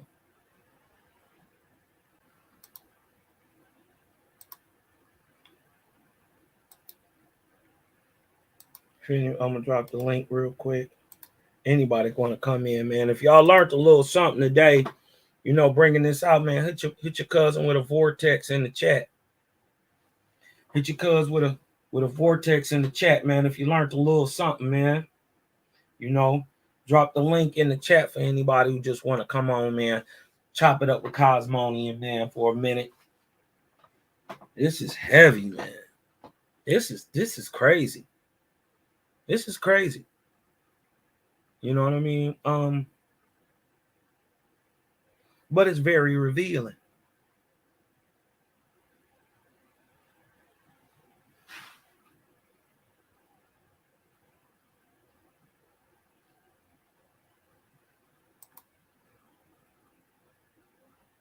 Shout out Black Nino Macolini. Yeah, what I'm talking about. Who we got up here? Who we got up in here? Uh-oh. We got up in here. We got the Prince up in this thing. What's the word? Bless up, big brother. Salute to God, man. All praise to the ever-present great spirit of Jehovah, the all in all, the most adorable of all, man. Come on. Salute, man, to the light of our understanding and make this all make sense, man. It's I thank you so much for this lesson. That spiritalis. Salute to JBN also. What do you think about JBN, the idea that Mr. Owaspi himself, just 7 years before is an Owaspi, don't even believe none of this shit? Yeah, that's dope. I like that because I like how Jehovah, he uses everybody for a specific purpose, even the naysayers, the jaw jackers, you know what I'm saying? Everybody, the skeptics, because I think JBN probably had a curiosity as well, even though he was skeptic. I mean, obviously, if you were skeptic of something, there's something that's making you want to study it. Right. You know what I'm saying?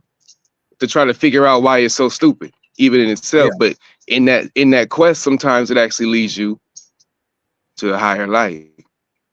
So even Jehovah's, him not being a believer and being, I think that for me to see it in that aspect, I think it's dope. Yeah, I thought so too, bro. I thought so too. I thought it, you know what I mean? Because, one of the big things is they saying that JBN just, he just pulled all this information out of his hind paws. Right. You dig what I'm talking about? So we seeing not only did he not know any of it, you dig what I'm talking about? He didn't know any of it. You dig what I'm talking about? The information. He didn't even believe it, right? Yeah, he don't believe it. So this wouldn't have been something that came out of his deep mind and heart. And then Right. It's He was in coming, darkness. right, and it's coming with a clarity that it now shows JBN didn't have. You see what I'm saying? So It was even impossible for him to have, you know what I'm saying? Yeah, I hear what you're saying. you did, yeah. It was impossible for him to come with this information. One, he didn't believe in it. Two, even if he was trying to rework the information of spiritalis into Owaspy, it the clarity that Owaspy gives proves that they're not the same author. Whoever gave the words in spiritalis is on the way lower level than the nigga who gave it the information in Owaspy.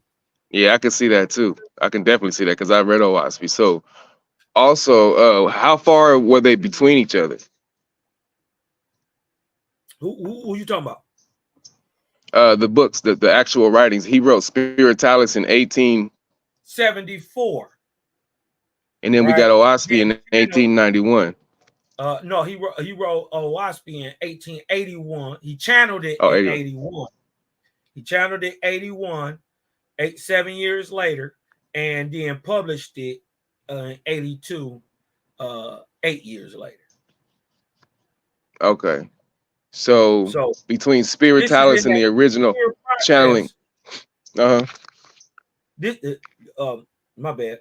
This is because remember the spirits came to JBN in 1870 to start him to purify himself, to get him to a point of level that he could receive a book like Owaspy. That was an 11-year process. Right. Okay. You see what I'm saying? So and that started in 1870. So we seeing the mind of JBN 4 years into his purification process. That's deep. I thought that was dope. You dig what I'm talking about? That's a crazy perspective. And then to find out this nigga don't believe none of this shit. Right.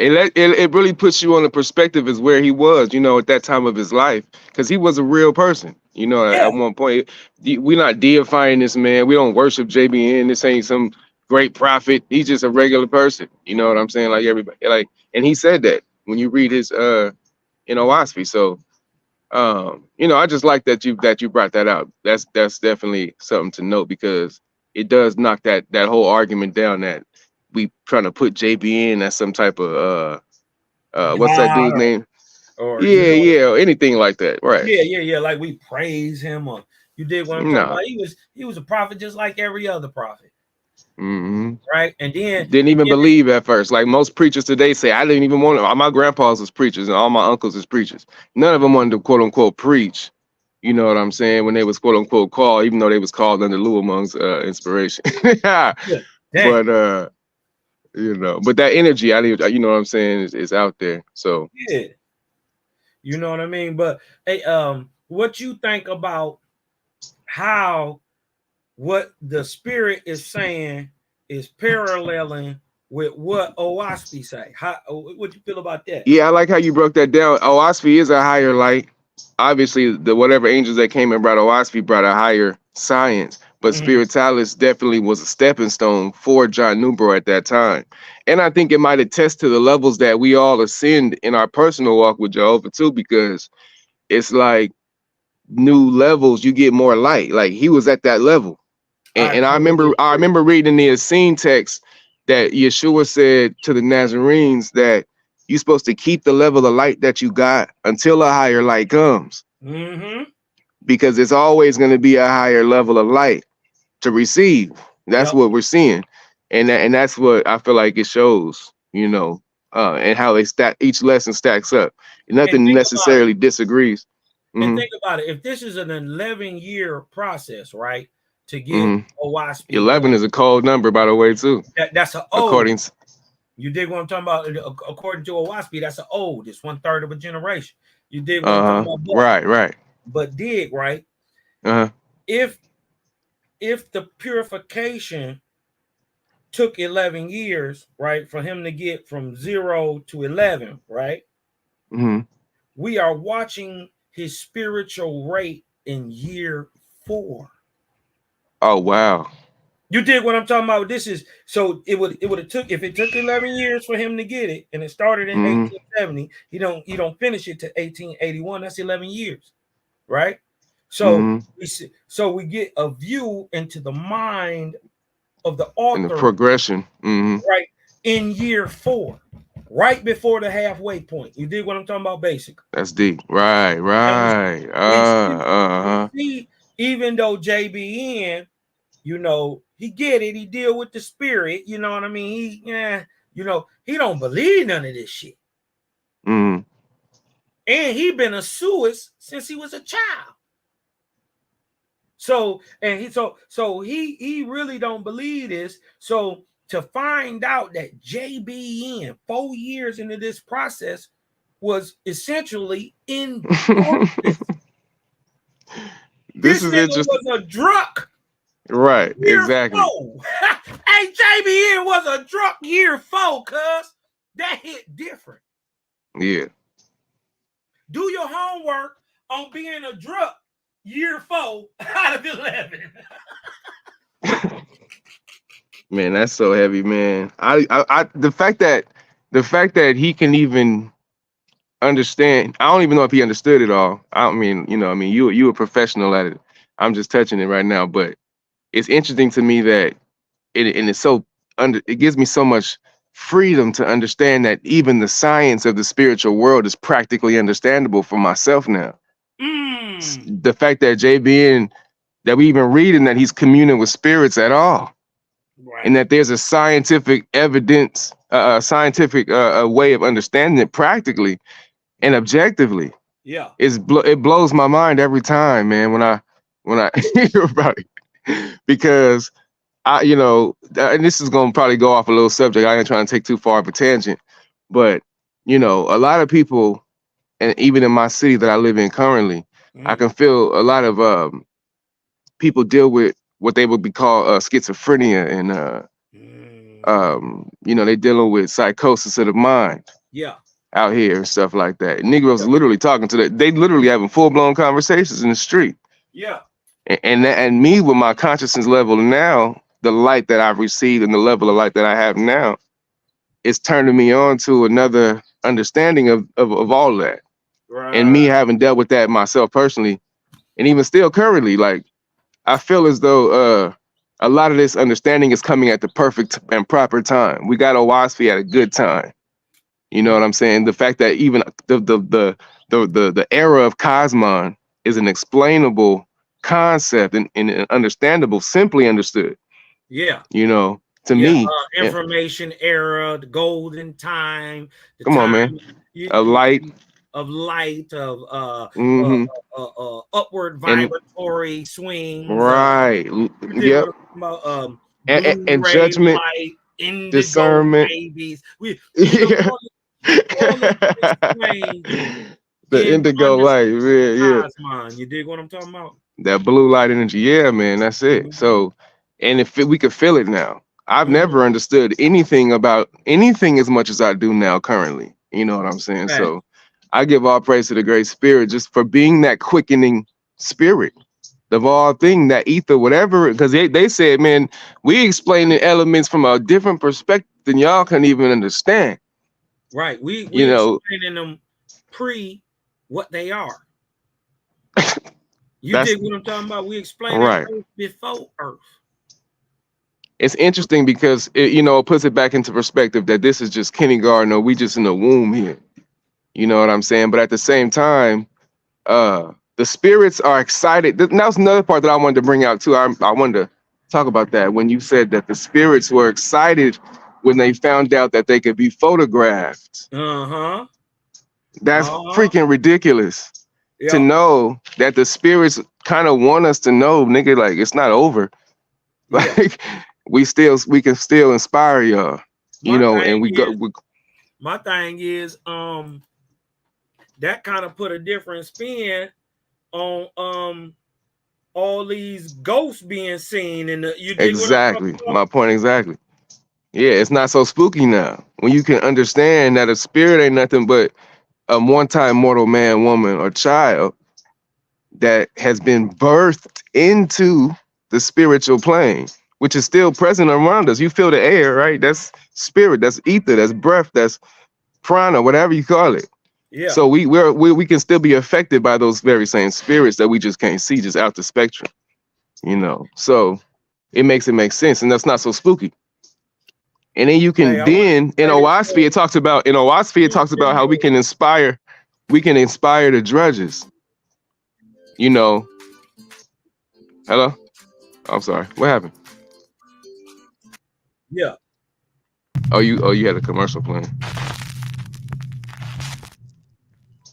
User Cheryl Sweetie 2 on TikTok is a single mother and seamstress who says that she and her daughter have been experiencing strange and unsettling things inside their home. For months, they've been hearing the sound of someone walking in the hallway outside the bedrooms, and they found their things mysteriously moving in the room. Things have gotten so strange that Cheryl began to worry that they might have a squatter living in their walls. So she installed a security camera so that she can keep an eye on their home. One night, Cheryl's daughter is playing with her toys in her mother's bedroom when something disturbing happens that Cheryl still just can't explain.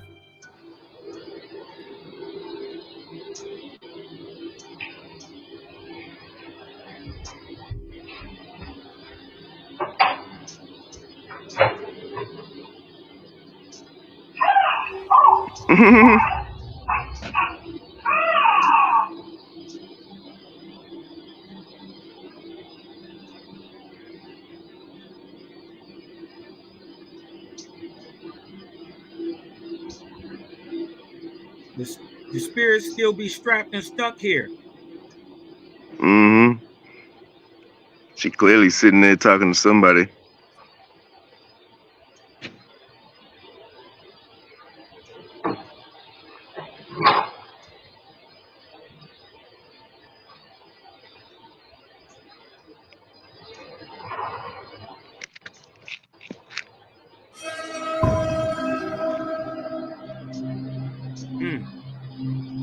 Yeah.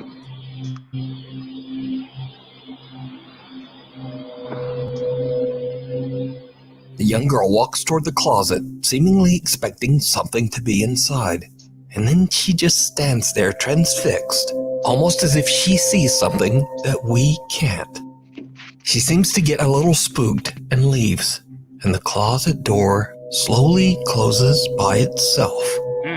TikTok user Cheryl Sweetie 2 has no idea what to make of this video, and about 3 months later, this happens. Hey guys, just wanted to jump on really quick because I had to stop sewing. My daughter just said that something weird really happened, and we've been experiencing a lot of strange things lately, just different noises and stuff. Don't mind my mannequins, I sew for a living, so. Can you tell mommy what you just said? I think there's something underneath that door. Under the closet door?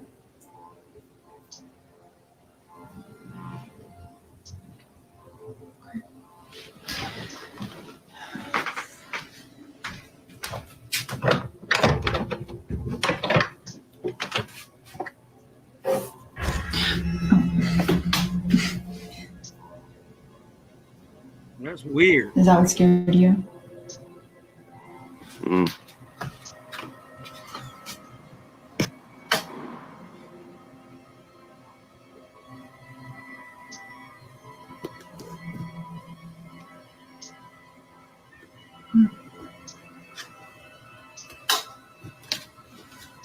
It's okay.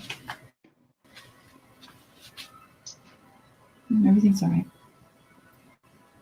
What?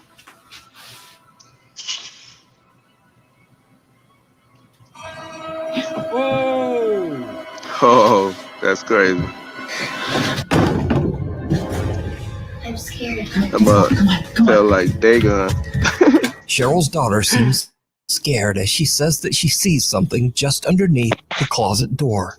But there's nothing inside except for a kind of creepy mannequin. However, the mannequin seems to start moving on its own and falls over, breaking into pieces. Cheryl and her daughter are terrified and they just get out of there. TikTok user Cheryl Sweetie 2 says that she still has no idea what happened at night and that she and her daughter are moving out to stay at her friend's house, Willis Place, named after Mr. Willis, a man who lived there and presumably also died there.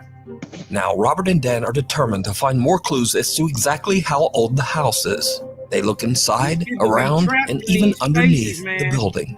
Doesn't that look like an early I know a nigga named Willis chimney there that died. What's interesting is the chimney looks like an older style than the house looks. I'm thinking that this was probably built in the early 1900s. There's a child's spoon. Oh, that's cool.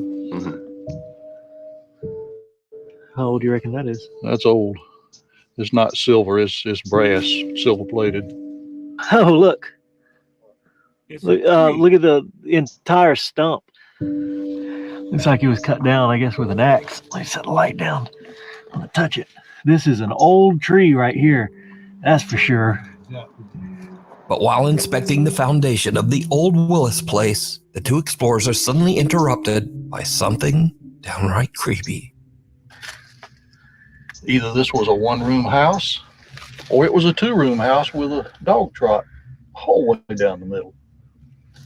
It's kind of hard to tell from here. It's been a lot of pillars replaced under here. Yeah. A lot of floor supports. So that's a 1958 Coke bottle, right? What is that?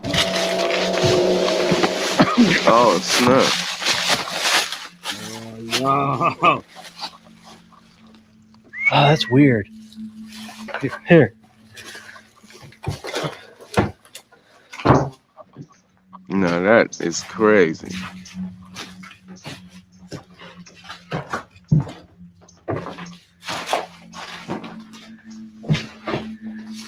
That is strange. Hey, and they said they said they heard God walking in the garden, right? I guess you can hear him walking on that old floorboard too, huh? Straight up. Wow. That's hilarious. You heard that, right, Dan? Yes, I did.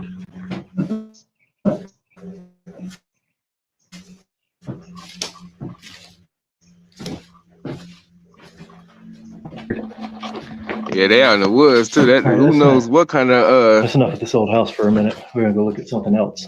All right. Well, we're gonna go ahead and get out of here. So I hope you guys have. Damn.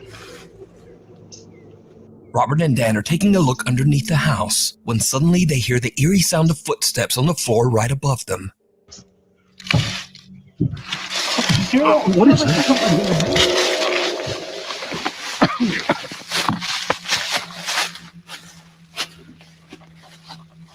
They quickly crawl out from underneath the house and look inside, but there's no one there. No living being should ever eat processed food. Hey, that's crazy tight right there, bro. Then, while filming the outro for the video, I'm just saying, man, it's so much stuff. and then head home. So could it be that they accidentally captured a paranormal event on camera? Anything that you think would be by Reddit user Lauren Constantino from Auburn, Pennsylvania. Lauren says that she has recently moved into an old, early 1900s house that she shares with two roommates. Late one evening, Lauren is hanging out when she spots her roommate's cat in the hallway and decides to take a short video. But as she's recording, she spots something very disturbing.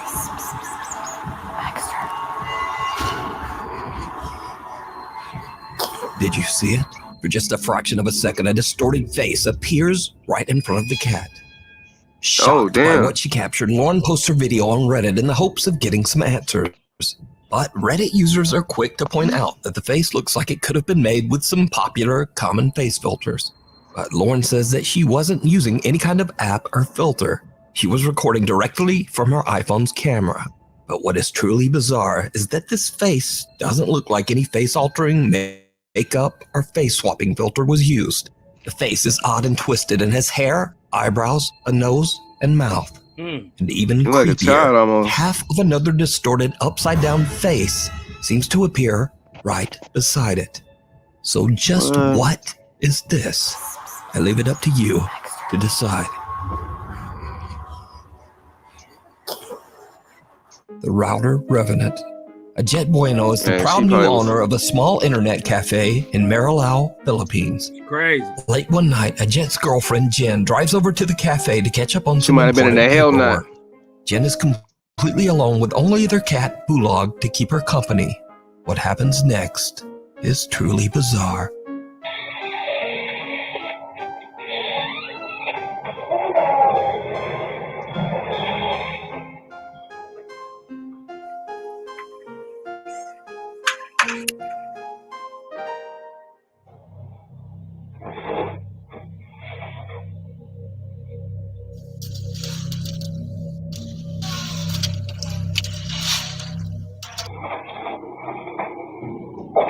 What's that over there in the window? What? Oh, damn.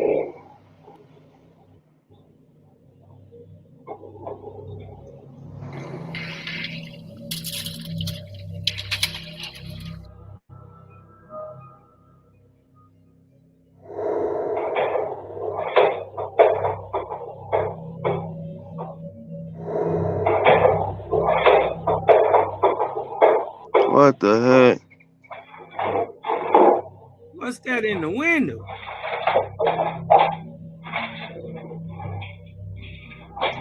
Is that her reflection?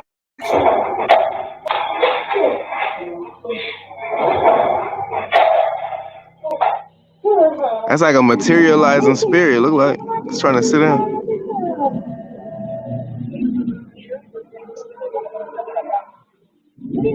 Hey, Cosmo. Yo. Hey, pause it real quick. Hey, you know how they said, you know how the when you was reading in Spiritalis, the spirits was like, man, we do this all the time, yo. This is just showing evidence, like, man, first of all, it's not an uncommon thing. Like, most people act like this whole idea of seeing spirits or that, you know, like it's like fairy tale. And that's one of the reasons why. The crazy part is man been able to talk. They didn't talked about and write things down. They didn't talked about spiritual interactions. Exactly. You did what that's I'm so crazy, man. That's so dope. This stuff weird. So I get why it's hard to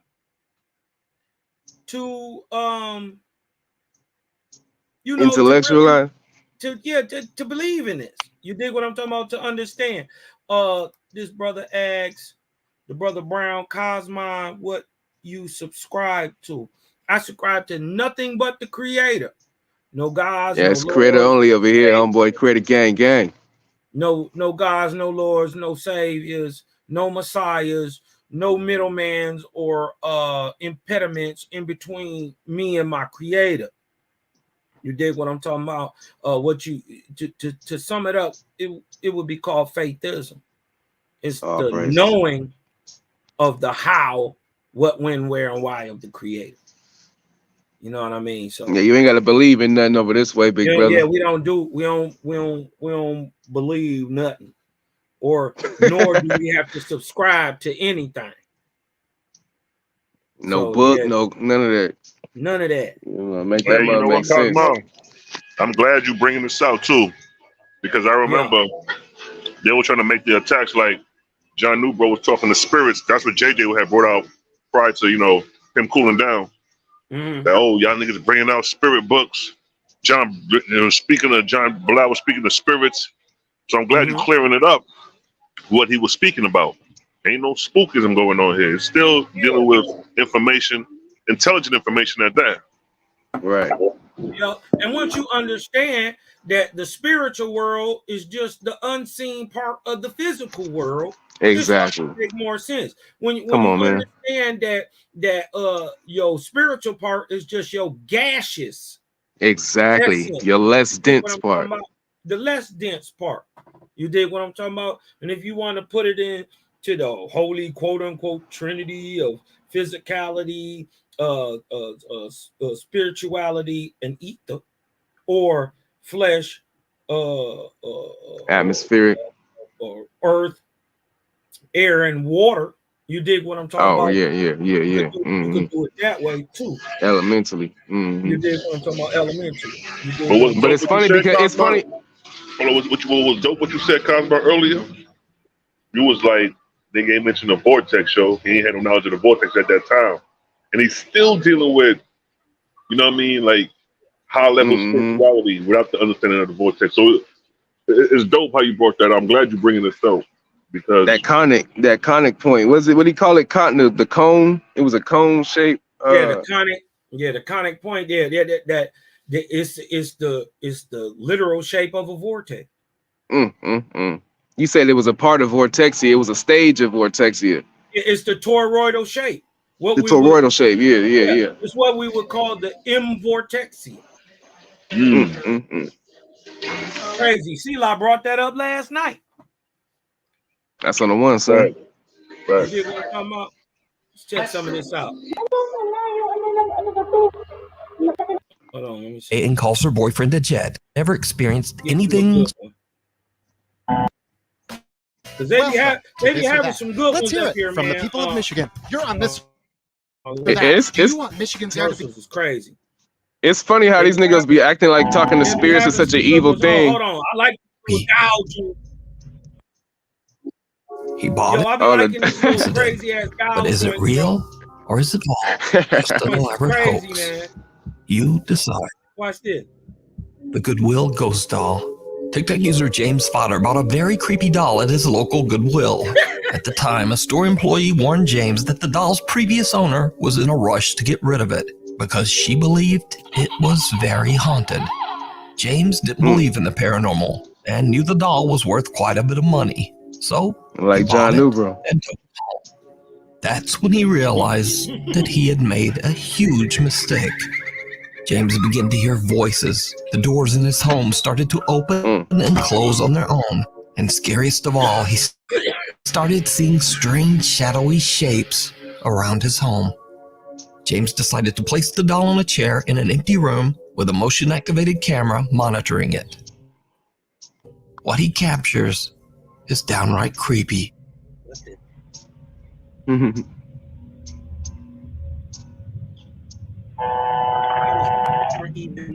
Oh snap! They turned the camera.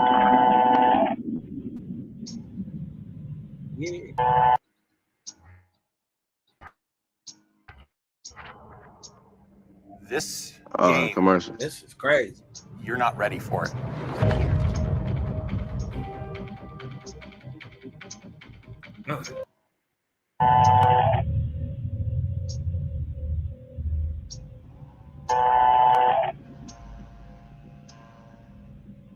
Oh, it's on the rotator. Oh. So what? The spirit's supposed to be moving the camera? Yeah, the spirit moving the camera. The camera moves around as if tracking movement somewhere in the empty room, but nothing's moving. Then a small dark shape can be seen quickly moving across the floor in the hallway. Oh, it's on a tracker. Oh, the camera was on a tracker. James explains that the camera only moves when it senses physical motion, so he has no idea why the camera would be moving when there's nothing there. Another night of filming, and when James checks his camera footage, he is shocked. That's crazy.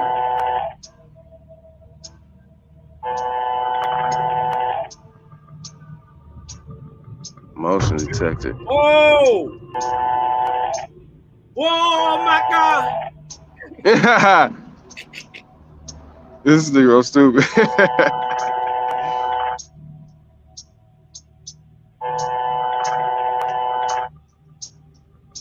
That's deep. His followers. Right. Ooh. Woo! Woo! Oh, yeah, it's a kid in there playing with his dog. Yeah.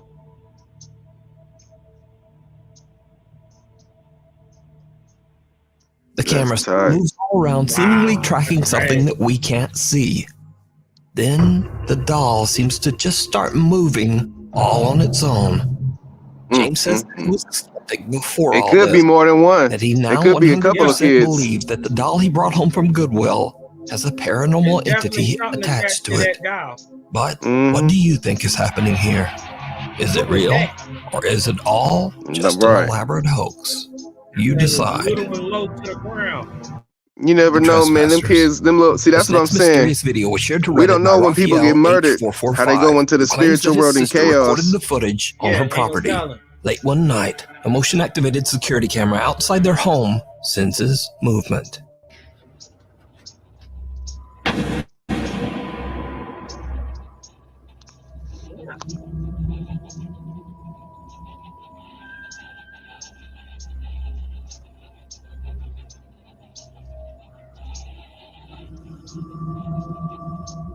You can see him.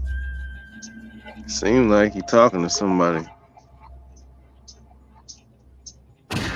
Oh! The CCTV records two trespassers standing at the property gate. Snap. The homeowner heads outside to demand that they leave and clicks his car alarm to activate his truck's headlights. It lights up the two strangers as clear as day, but when he yells for them to leave, they don't move. Then the man heads for his truck, reaching inside and flipping on the headlights. But the trespassers have disappeared. To this day, the family has no idea who they were or what they were doing there. But most disturbing of all, where did they go? The Graveyard Flyer. A while back, we featured a video by ghost hunters David and Dell from the YouTube channel Signs and Signals. In the video, they visited what is said to be a haunted church and captured multiple encounters with a creepy shadow figure. Did you used to play piano here?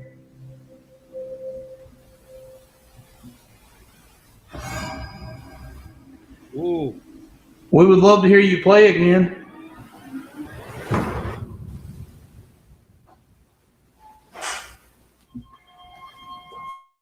What's that? Dude.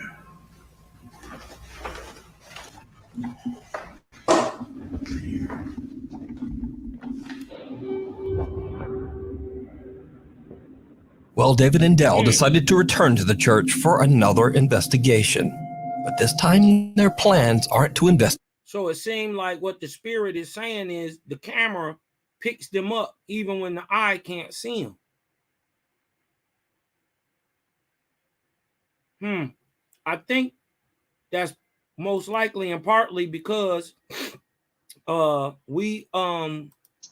eyes are personally biased. You dig what I'm talking about?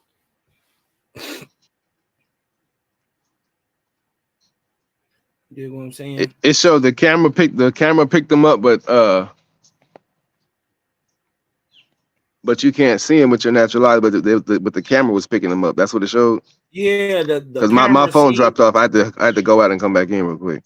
Yeah, the camera just sees in different lower and higher levels of the electromagnetic spectrum. It's not biased. You dig what I'm talking about? I see what you're saying. Things that the eye can't normally pick up, the camera does at different levels of light. This is why in some of them you can just go straight infrared. You dig what I'm talking about? So it just allowed to see in different colors in different spectrums of light. So it picks it up. That's dope.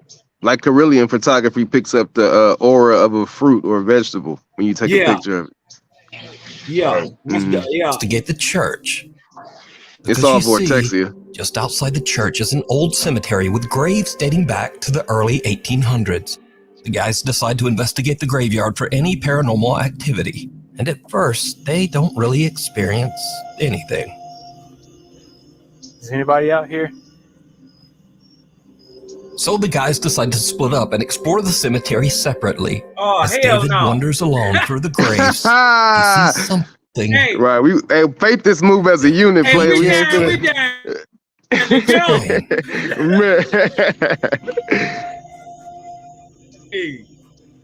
I swear, I keep thinking. Oh God, though.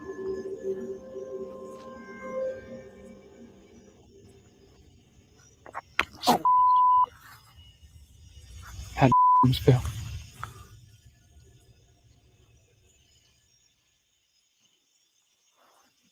Obviously, Brown. Recordings just got better. Hey, it's Dana from StreamYard. I'm so excited to announce that local recordings are. Yeah, that's that JBN Sure energy we need. I don't know what I saw. Yeah. It looked like a shadow or Graveyard. something go to that bush. You dig A what shadow I'm talking going to the bush. I don't even know how to describe it. It was like a shadow. It's over here. It's over here. The bush. The bush. The bush. Okay. Huh. Oh snap! I seen it. I see it now. Damn. The guys search behind the bush and even inside it, but there's no evidence of whatever the strange flying black thing might have been. Then Dell makes a disturbing discovery. There's a tombstone in there? There's a tombstone right here, dude. Look at that. There is a tombstone. 1842. 1842. Crazy. Dude, interesting the bush year. that the strange dark shape flew into is actually the marker for a grave, dating back to the year 1842. So was this bizarre shadow figure one of the spirits that haunt the old graveyard? Maybe returning to its grave? And if not, then just what? Obviously. Is this? Let me know what you think. It rings a bell. Reddit user Riley Joss11 says that his mother's friend captured something very strange on their Ring doorbell camera.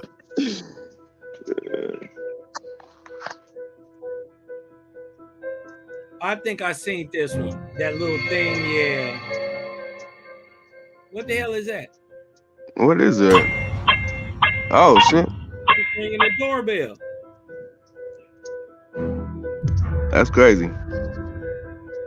That's crazy. It's a little like after 4 in the morning when a translucent shape appears out of nowhere and seems to activate the Ring doorbell 6 times before it moves away and disappears. Now, usually I would just write this off as a spider web. That's too close to the lens. But a spider web can't ring a doorbell 6 times. And also this thing seems to react each time the doorbell rings. Then it just moves off and disappears into the night. Again, not really like a spider web. So could this be a paranormal event caught on camera? Or just what is going on here? Let me know what you think. Then things take a very creepy turn.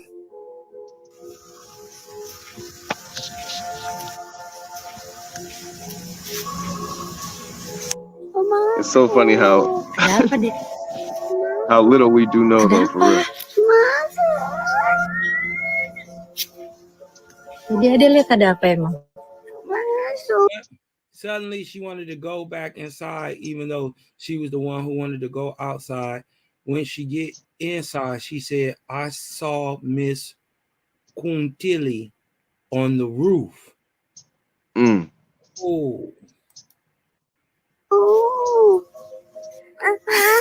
Kenapa? Did you see it? Someone or something can be seen standing on a rooftop right in front of them. Shelly doesn't see it and is confused as to why her daughter is so upset. It's only after posting the video to TikTok that viewers tell Shelly there was something on that roof. But what do you think this is? Let me know. Uninvited. Popular Korean ghost hunt live streamer Michael from the YouTube channel Docha Michael explores an abandoned house that is said to be haunted. When Michael arrives at the location, even before he has a chance to enter the building, strange things start to happen.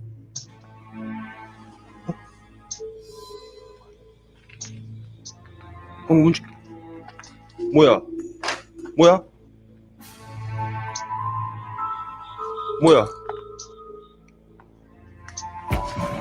Wow. He said, wow. Wow. Yeah, he's sincere, boy. He tripping.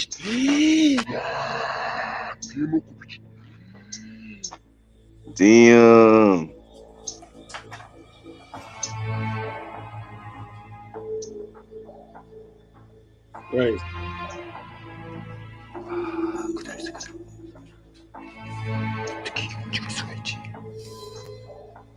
Shit tripping.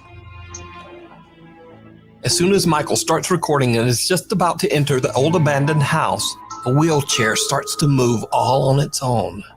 Now, obviously, Michael is shocked by what he just witnessed, but he has no idea that things are about to get even creepier.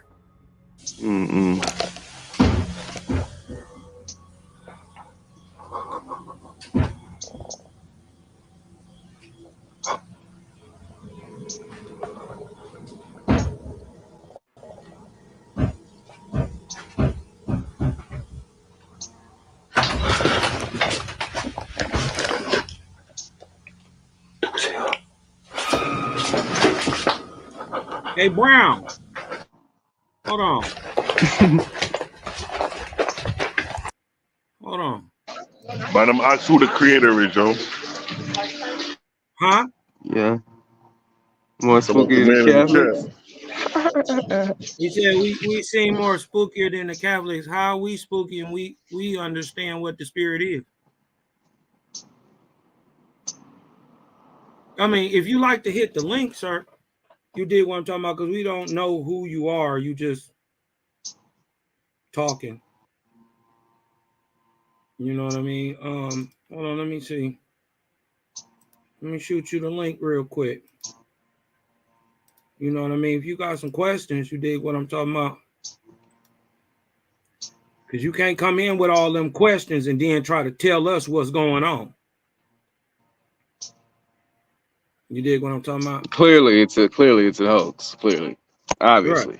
Right. Obviously. You dig what I'm talking about? Yeah.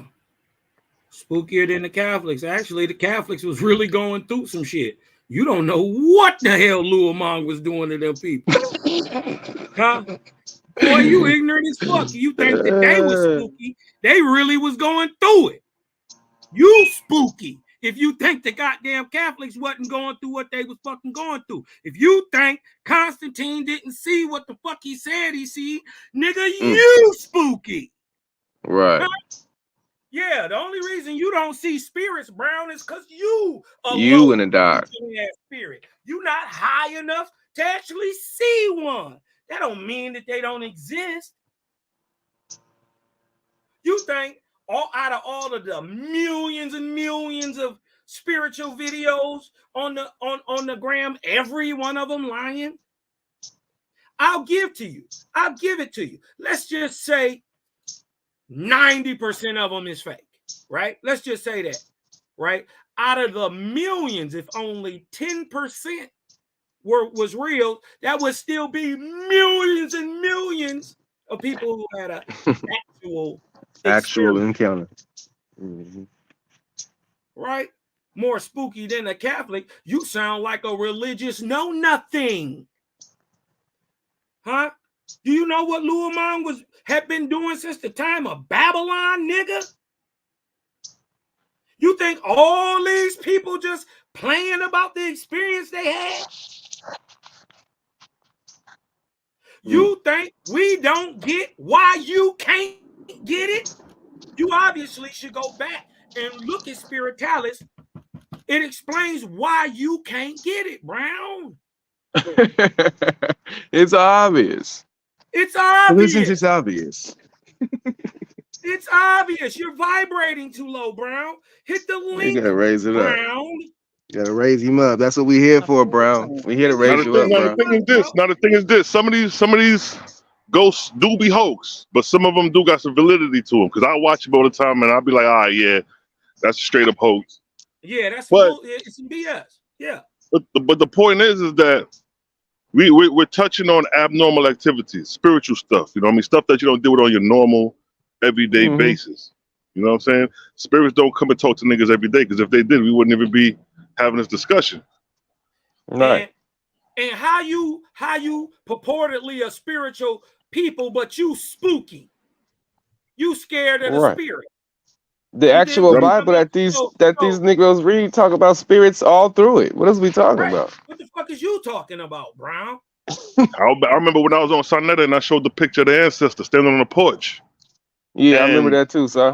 I mean, a couple God, he mean it all. Even Revelation next, I have to check him because I'm like, nigga, you from my land, nigga. You Trinidadian, you know these things are real. And you tell me, oh, Yeah, you Brad, know, to fall people back. say that's evil and spooky. So I said, nigga, if you see your grandmother who just passed over, she's spooky and evil now. Crazy as You know hell. what I mean? Niggas don't even have, and this is supposed to be conscious people, spiritual Right. people, but they scared to deal Right. with spirit. But the very Bible they hold in their hand will tell you that an angel talked to Moses. You see what I'm saying? And they believe that. So what you think an angel is? Oh wait, you don't even know what an angel is. An angel is a spirit of a one-time mortal man. Shit, they Bible You see what I'm tell them, saying? That's how you know they in darkness. they Bible tell them they God impregnated women. Oh Lord. They Bible tell them men impregnated spirits. They Bible tell them, you dig what I'm talking about? They different religious science tell them that men fought with gods and shit. Even Jacob whooped one. Exactly. Mm-hmm. But the That most sound devastating, like mental illness. the most devastating blow to the Bible is that who you claiming to be the Most High is an angel. That it don't get no worse than that, because in your law you say you shall worship no images and idols in heaven and on earth. God is supposed to be in heaven and he's an idol. So it's like y'all gotta eat that. That's why Tazoriak read, because when I put him on the table and held him accountable to God being an angel, he couldn't work his way around that. So he just fell back. Oh yeah, all them niggas, ain't none of them dealing with no higher level science of literal what is an angel and what is a god. They're not dealing with that stuff. That's why they can't even. That's why everything is spooky. Because their Bible don't give them that information. Right. No practical way of understanding the unseen forces. You don't have a definition of God until Eleazar in the 1800s, and then Strong's later on in the 1800s. So it's like, tragic. Shit, your concept of God That's didn't even emotional exist. damage. Yeah. That's And that right there. That's emotional damage for these Negroes, man. They can't take that, but they're gonna have to take it on the chin, though. Yeah, and they, you know what I mean? It's like messenger is what angel mean, and that's vague. That don't explain nothing. Exactly. That's what we say. A messenger is a man. Again, a messenger is a man or a woman. Mm-hmm. Who's gonna send a message? A bird? I'm like, Man. come on, bro. Y'all niggas fooling yourselves. Y'all worshiping men. Yeah, man. But you know, I like the way that spiritalis is breaking it out to a practical scientific way of all of this, even the essence of a tree being evaporative into gaseous state, and then being able to be used, that same essence as to, you know, in the spiritual world. So as above, so below becomes more practically understood scientifically from an observable perspective. Right. And that's the killer. That's what's destroying the Bible. That's bombs on the Bible. The Bible's not doing that. Luamung and Anu and Osiris and Tian and Sugga in their conglomeratory you know, story, their literature, they created that shit. You see what I'm saying? And we know that. These niggas that's talking, they don't know that. You know what I mean? So, you know, I speak just a much higher light, man. And it makes me feel good that I know this as a mortal man. So I'm not going over into the spiritual world. I'm expecting a birthday party when I cross over. You see what I'm saying? Because I'm gonna be doing service unto others.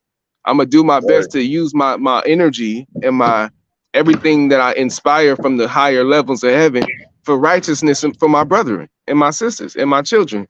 You feel what I'm saying? That's all it's about.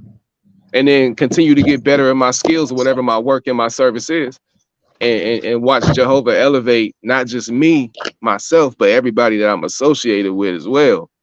You know, and we're gonna be healthy. We ain't gonna be getting no cancer. We got the herbalists. You know, we gonna have knowledge. We got all the teachers over here. We got the musicians over here. Like every Jaja is pulling everybody together right now in real time. And the Ethereans is uplifting us right now in real time. My ancestors, I'm literally tripping. The reason why I jumped in the chat was because I wanted to just give praise to Jaja because I could hear my ancestors. Like, I don't know how it all works, but I can literally, when I know it's my grandma's energy or my grandfather's energy, or what they would tell me at that moment in time, or how they would breathe in that moment in time, or how they would make whatever, I could literally feel them. And to hear spiritalis have Big Brother Cal P read that, right? And hear how the angels were getting excited because the mortals could see a picture of them, like that they know. Oh, they know we're here. They know they can hear us. You know how crazy that's gonna be when you die, and you try to talk to your daughter, and she can't hear or see you, but she can kind of feel your energy, and she just start crying because she feels she's thinking about you, but you're standing right there, but she can't see you right there. You know what I'm saying? You just wish that she knew that that you were actually right there. I wish she knew I was really right here. I'm inspiring her with everything. Like, yeah, that's me. And she crying like, oh, I feel like you right here. Like, no, I really am. You know, the spirits want us to know that. I feel like the higher raised angels that have been dead off the earth for hundreds of thousands of years, already been to different corporeal worlds, they probably don't really care for that energy like that as much. Because they probably, but the ones that recently passed, our ancestors that are still in Atmospheria, they still want to see us. And they want us to know that they there. That's not wicked, nigga. That's not evil, nigga. That's practically understood. That's Jaja's ultimate adorable shit right there. That you still get to actually feel your answers. And I don't know how to explain it all. That's why I'm learning with the Creative Gang. That's why I humble myself to be like, man, I don't really know shit. I know what I feel. I know what kind of makes sense. I know how to make it, you know what I mean? But once I found out Jaja was the light to my understanding, and we just ever progressing onward and upward, man, the OSP is the higher light. That's what the Bible, obviously, it was there for a purpose, and we can still use it to show all kind of shit. You know what I'm saying? Including the false gods, because we're not going to take our foot off these niggas' neck no time soon. So I'm giving all praise to Creator, man, because I ain't never felt so free to be able to speak these type of levels, how I've been feeling inside for so long, not being able to make no sense of why I feel like I hear my grandma or I hear my auntie who passed away. You know what I mean? Yeah. You know what I mean? To some people, that's spooky. You dig what I'm talking about? And just not understanding how even sounds are vibes. You dig what I'm talking about? Woo. And they can be, and once you understand it, ain't no end to it. Once a thing is done, it vibrates throughout the galaxy non-stop. So if you able to perceive and read the Vortexian wave, you dig what I'm talking about? That, let's just say, started when the beginning of the sun started. When the vortex started, the grand vortex of our galaxy, of our solar system started. Those compression waves and sound waves that were emanated and produced then can be caught and reread by the spirits and the prophet. You dig what I'm talking about? So if your Bible not talking about that, it sounds like mental illness. You dig what I'm talking about? This sounds like mental illness for those who are what it seems unripe Nazarene. Fruit. Unripe fruit. Yeah. Unripe fruit. You dig what I'm talking about? Yeah, you're not necessarily wrong. You ain't necessarily wrong or necessarily all the way right. It's just you just unripe or right. That's what I like that. That resonates with me because you can always get more water on some unripe fruit. You can always get a little bit more sunshine when you ain't ripe yet. You ain't, you know what I'm saying? And even the unripe stage has a process that is purposeful. You know, JBN was unripe at one point when he was like, I don't believe in no spiritual nothing. This is all stupid spookism. Isn't it obvious? It's a hoax, isn't it? It's clearly obviously a hoax. You see what I'm saying? He was unripe. Jehovah has said he literally, Jehovah told him, man, told his Aetherian angels, go tell John, stare at the sun because he's unripe. Just sit in the sunshine for 10 hours a day and stare at the light. That's comedy, bro. That's how unripe he was. You ain't getting no light. And you a white boy too. You definitely need some. I'm just playing. But you know what I mean? Like real shit. Hey, Sila. Yo. All right. I gotta ask you. You dig what I'm talking about? About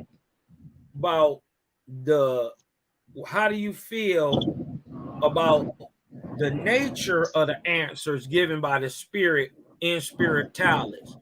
Do you find it what he's saying to be in concordance with Owaspy, and what you think about that? Definitely. I gotta actually go back because I was in and out doing some stuff, but I caught the stuff that I did catch. It did definitely coincide. It was definitely informative. Yeah. And like you said, it was like the low level. It's almost like what's that book? Spirit Life in the Unseen. It's kind of like that. Yeah. You know what I mean? It's like the rudimentary, elementary explanation of the spirit world. You know what I'm saying? Yeah. So for him to go from spiritualist to Owaspi, that's definitely improving. You know what I'm saying? Right. Yeah. You can definitely tell whoever gave Owaspi had a higher light. Right. Yeah. Exactly. You know what I mean? But it's not like dog was wrong though. Right. Exactly. Right. He wasn't wrong. You dig what I'm talking about? He wasn't wrong. And he was giving JBN straight drop, but you could tell like he was talking about the force of electricity, the force of magnetism, the force of gravitation. You dig what I'm talking about now? A real faith is we know what's up with that. Right. So we looking at JBN, you was slacking a little bit. You dig what I'm talking about? Yeah, but see, that give us hope. To know that it's something greater for us coming too. Exactly. Boy, where you gonna be in 7 years? Man, that's what you was talking about 4 years in, huh? Yeah, this 4 years in. Where you gonna be when that old is over with in 7 more years? Because I was doing knowledge, y'all. I was thinking maybe 2048 when that 200-year mark coming, we go through that arc. It may be another manifestation of writings coming about. Oh man, I'm no doubt about that, bro, at all. Because I know people right now they write all day long. They love to write by hand. Like they only, niggas got into type in text and all that shit. But for some reason, the art of calligraphy and writing and drawing and sketch, even Daryl Cosmon, he's a sketch artist. Yeah. Have you seen that Negro's sketches? Yeah, that shit was my mean. God. That Negro is not nice with that shit at all. He mean with that shit. Yeah. So it's just, I feel like that's gonna be a dope thing just for people to want to sit down and get their thoughts together and then put it on paper, type it, publish it. Publishing companies, I hope, start popping up. I got a lot of friends that publish books and stuff, so I can feel that energy. Like, yeah, I feel like that might be a thing, especially they kids. You know? Yeah, boy, for sure. Oh yeah, it's gonna be crazy, bro. I gotta definitely go back and watch the part 1 and part 2 because it was some real interesting stuff that Cosmo was bringing out, but I didn't get a chance to listen because I was, phone making noise and I'm moving. I'm the same way. Now. I'm listening to Cosmo and Big Brother Malachi at the same time. Because Malachi went 5 hours the other day, and I had to cut off. And then that video like 4 times already. I'll just go back and rewatch that shit like every time. Yeah, that shit was neat, yo. With that, we putting together a master class for y'all, man. Me, Cosmon, and that's what's gonna be definitely necessary. Yeah, we're gonna go into the basically from the kings of Macedonia all the way down to Constantine and show that that's basically one bloodline, and this bloodline is basically the one that's responsible for you know what I mean, a lot of the information in the Bible. You know what I'm saying? A lot of influence, I should say. Right. No, most definitely. That's gonna be definitely necessary for sure, man. Because I got my little cousin Caleb. He be I got him on the Creative Gang and all the information he's studying. Anyone can use to improve. And he loved that. He loved the Nazarene scene because he came through Enoch and so he eating up all Mali's lessons right now. That 100-round drum he dropped. He just going through all of them. Yeah, so niggas trying to catch up. And that's crazy because that's kind of like the pattern to Owaspi. It's like because the same thing as like I was dealing with the scriptures, then I got into the Nazarene because I got the locks and I got the fucking diet. So I'm like, all right, I'm a Nazarene. Me too. Yeah, same with me, bro. Yeah, I was like, all right, well, shit, let's meet then. Then I came across the Esain literature, then, you know what I mean, same thing, the Owaspi popped up. I was like, oh, shit. Yeah. Seems like everybody following that same path. You got Owaspi like 12, 14 years ago. That's crazy to me, bro. Yeah, I got that all the work you've been putting in, bro, it's literally like a rocket ship. Like, you blazing a trail, man. So, Arrow, Kaz, for sure, Kaz, and Big Bro Mally, man. It's just a beautiful thing to be a part of the Creative Gang, man. I was encourage anybody listening that's not a part of the Creator Gang to like, share, subscribe, follow, man, for real, because the light that's coming in Cosmon in this new era, man, it's not like anything that our ancestors ever was on. I mean, not ever was on. The faith has always had the light, but I'm saying recently coming through religion and coming out of slavery and all that stuff, we're gonna have to unlearn a lot of shit. You know what I'm saying? It's not a lot of people you can grow with right now in this capacity. So right, you know, right. Everybody died and you know, indoctrinated with their doctrine, whether if you're a Muslim, if you're a Christian, if you're a Hebrew, like you locked into that Quran or you locked into that Bible. You know what I'm all saying? the But ain't nothing religions, wrong with it's being all a locked in, beast. but it's like Bally said, when the higher light comes, you Right, gotta exactly. investigate and see. You know what I'm saying? Exactly. And that's the time right now. The higher light is here. That's what I'm saying. Hey yo, Cosmo, you see Sanetta peeked his head in the chat last night. Yeah. Everybody need a little of this light. You dig what I'm talking about? Shout out to the big homie Sinetta. You dig what I'm talking about? Gonna have to get bro to Peace come to on God, through, sir. man, and check it up. You dig what I'm talking about? Right.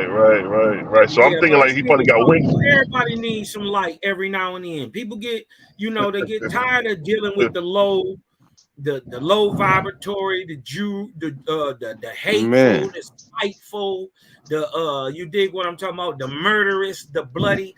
They get tired of dealing with it. You dig what I'm talking about? It's only so much, murder, kill you can listen to till you turn on some Tribe Called Quest.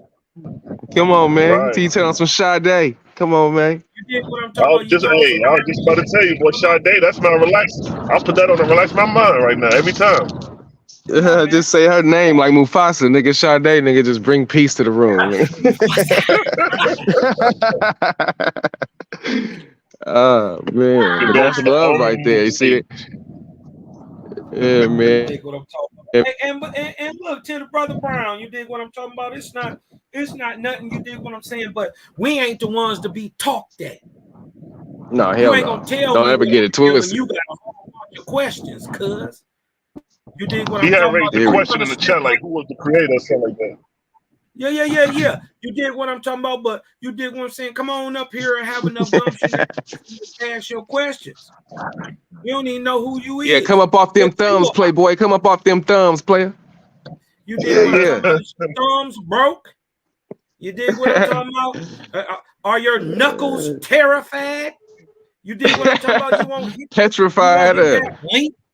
You dig what I'm talking about? Boy, got cement thumbs all of a sudden.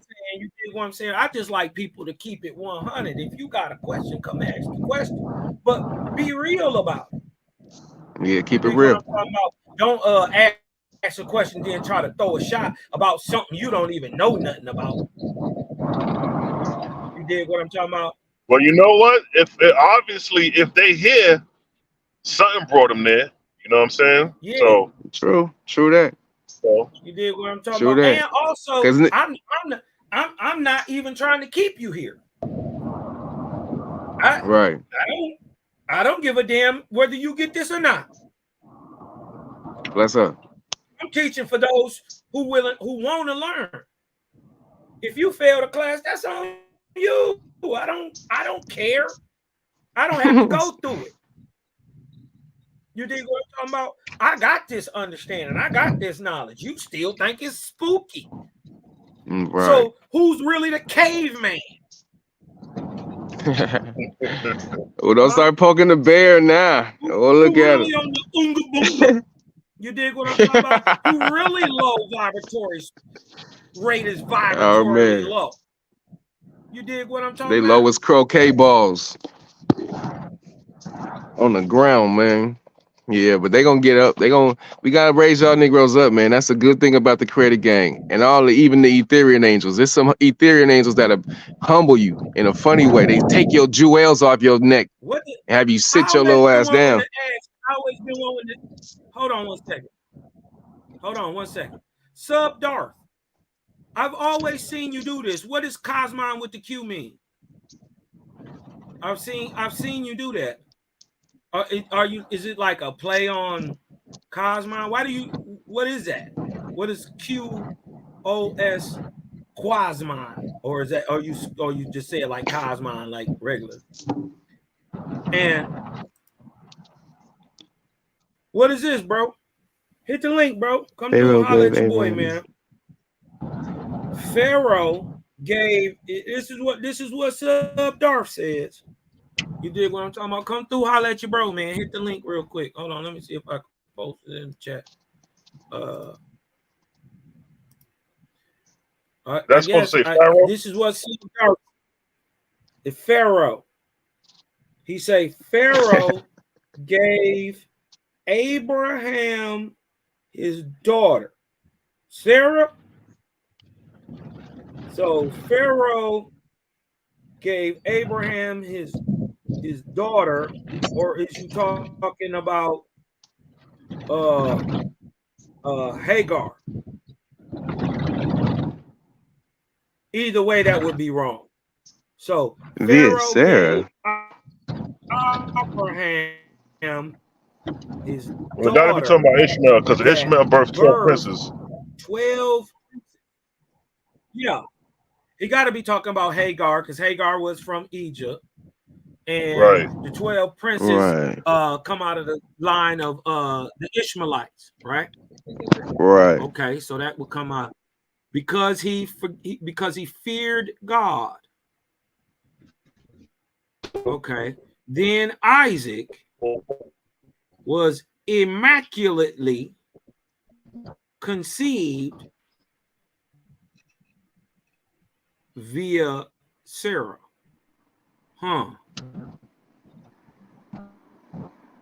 David, well, this would have only been 14 years later after Ishmael, right? From the time of the birth of Ishmael, the biblical tale says it's 14 years. Hey, Sabda say, yo, I'm just fly with the words. I figured that too, because like my brother, he be like Quazon, my mother, like my man name is Equation, but he'll say Equation, you know what I mean? Yeah, that's what I thought. He was just some hip hop shit. I ain't tripping.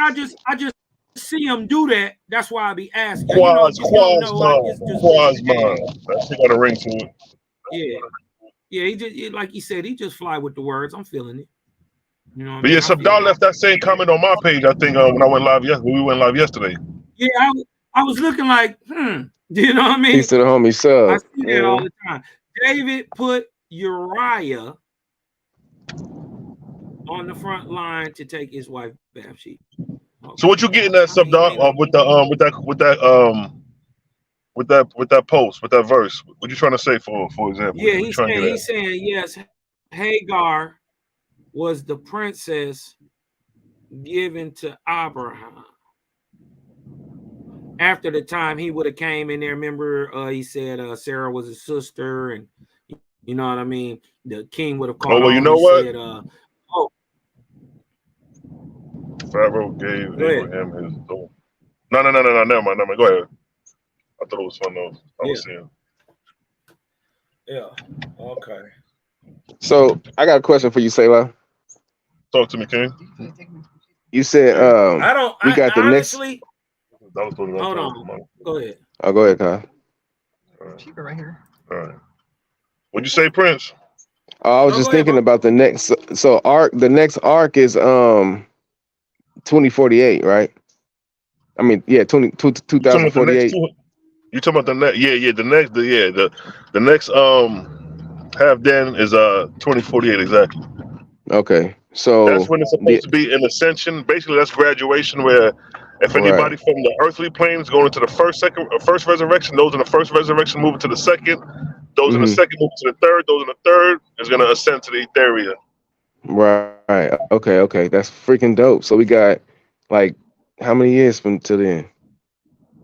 Well, we within the next 33. 25. Within the next 33 years, yeah. 25 years. Okay. Yeah, that's gonna be crazy. From 1914 so it's gonna be a whole. It's the next 33. So Serpenta, I mean not Serpenta. Shaysivi and her archangels, they're gonna have a new basically a new ranking system come in. After the first 200 years. After the first 200 years, that's when atmospherians are installed to rule. So the first 200 years, the Etherians overlook the system in order, and then after the Etherians leave, So that's what's 200 happening right years, now. right. The shift for the Atmospherian to rule will take place in 2048. But Shativa, she probably done bounce because the Etherians, the chief Etherians only stay 4 to 8 years in Okay, got atmosphere. you. And she And then actually they stayed leave. around a lot longer than that. She Right, stayed no, I'm just around giving a general breakdown. Because see, what will happen is that they'll set everything up between 4 to 8 years. Then they'll leave Etherians to work with the Atmospherians for the rest of the 200 years. And then when the 200-year mark comes, they'll come back to collect the receiving host. Got you. Okay, that makes sense. But sometimes, like you say, they'll stick around just depending on what the deliberation is for mortals. Because we actually assist the angels also in our own resurrection, of course, and then also in the resurrection of our brothers and sisters, because we got to move together as a unit anyway.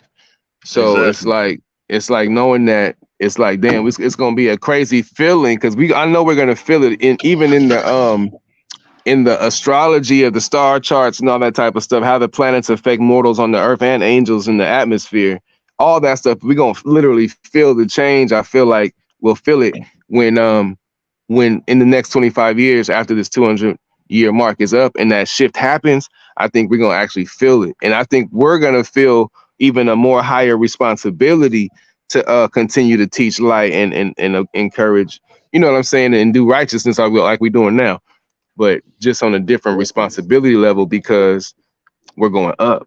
You know what I'm saying? Does that make sense? Yeah, definitely, makes because everything is vibrational frequency. So the vibrational frequency is moving higher.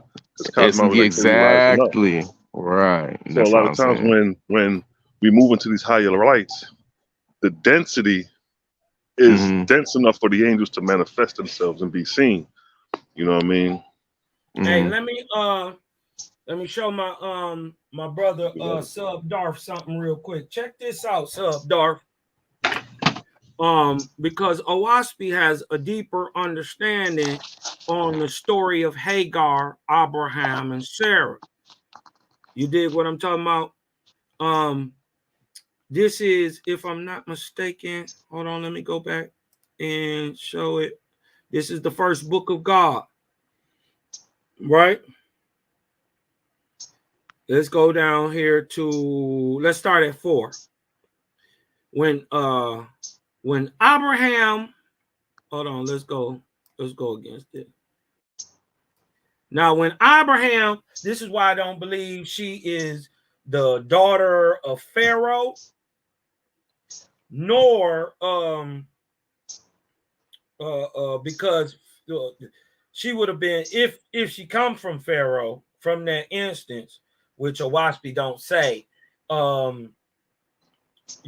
she would have been a servant of Pharaoh also, because he gave her to be Sarah's handmaid, not the wife of Abraham. Dig this. When Abraham awoke, he told Sarah of his wife, and she, being barren, was troubled, and she prayed to God for Abraham's sake. Now, what you about to do? I might work on this video. I gotta finish that. All right. Wait, let me see. Let me blow it. Let me see if I can blow that up just a little bit more for y'all. Now, when Abraham awoke and told Sarah his wife, and she being barren was troubled, she prayed to God. Well, first of all, let's go back up.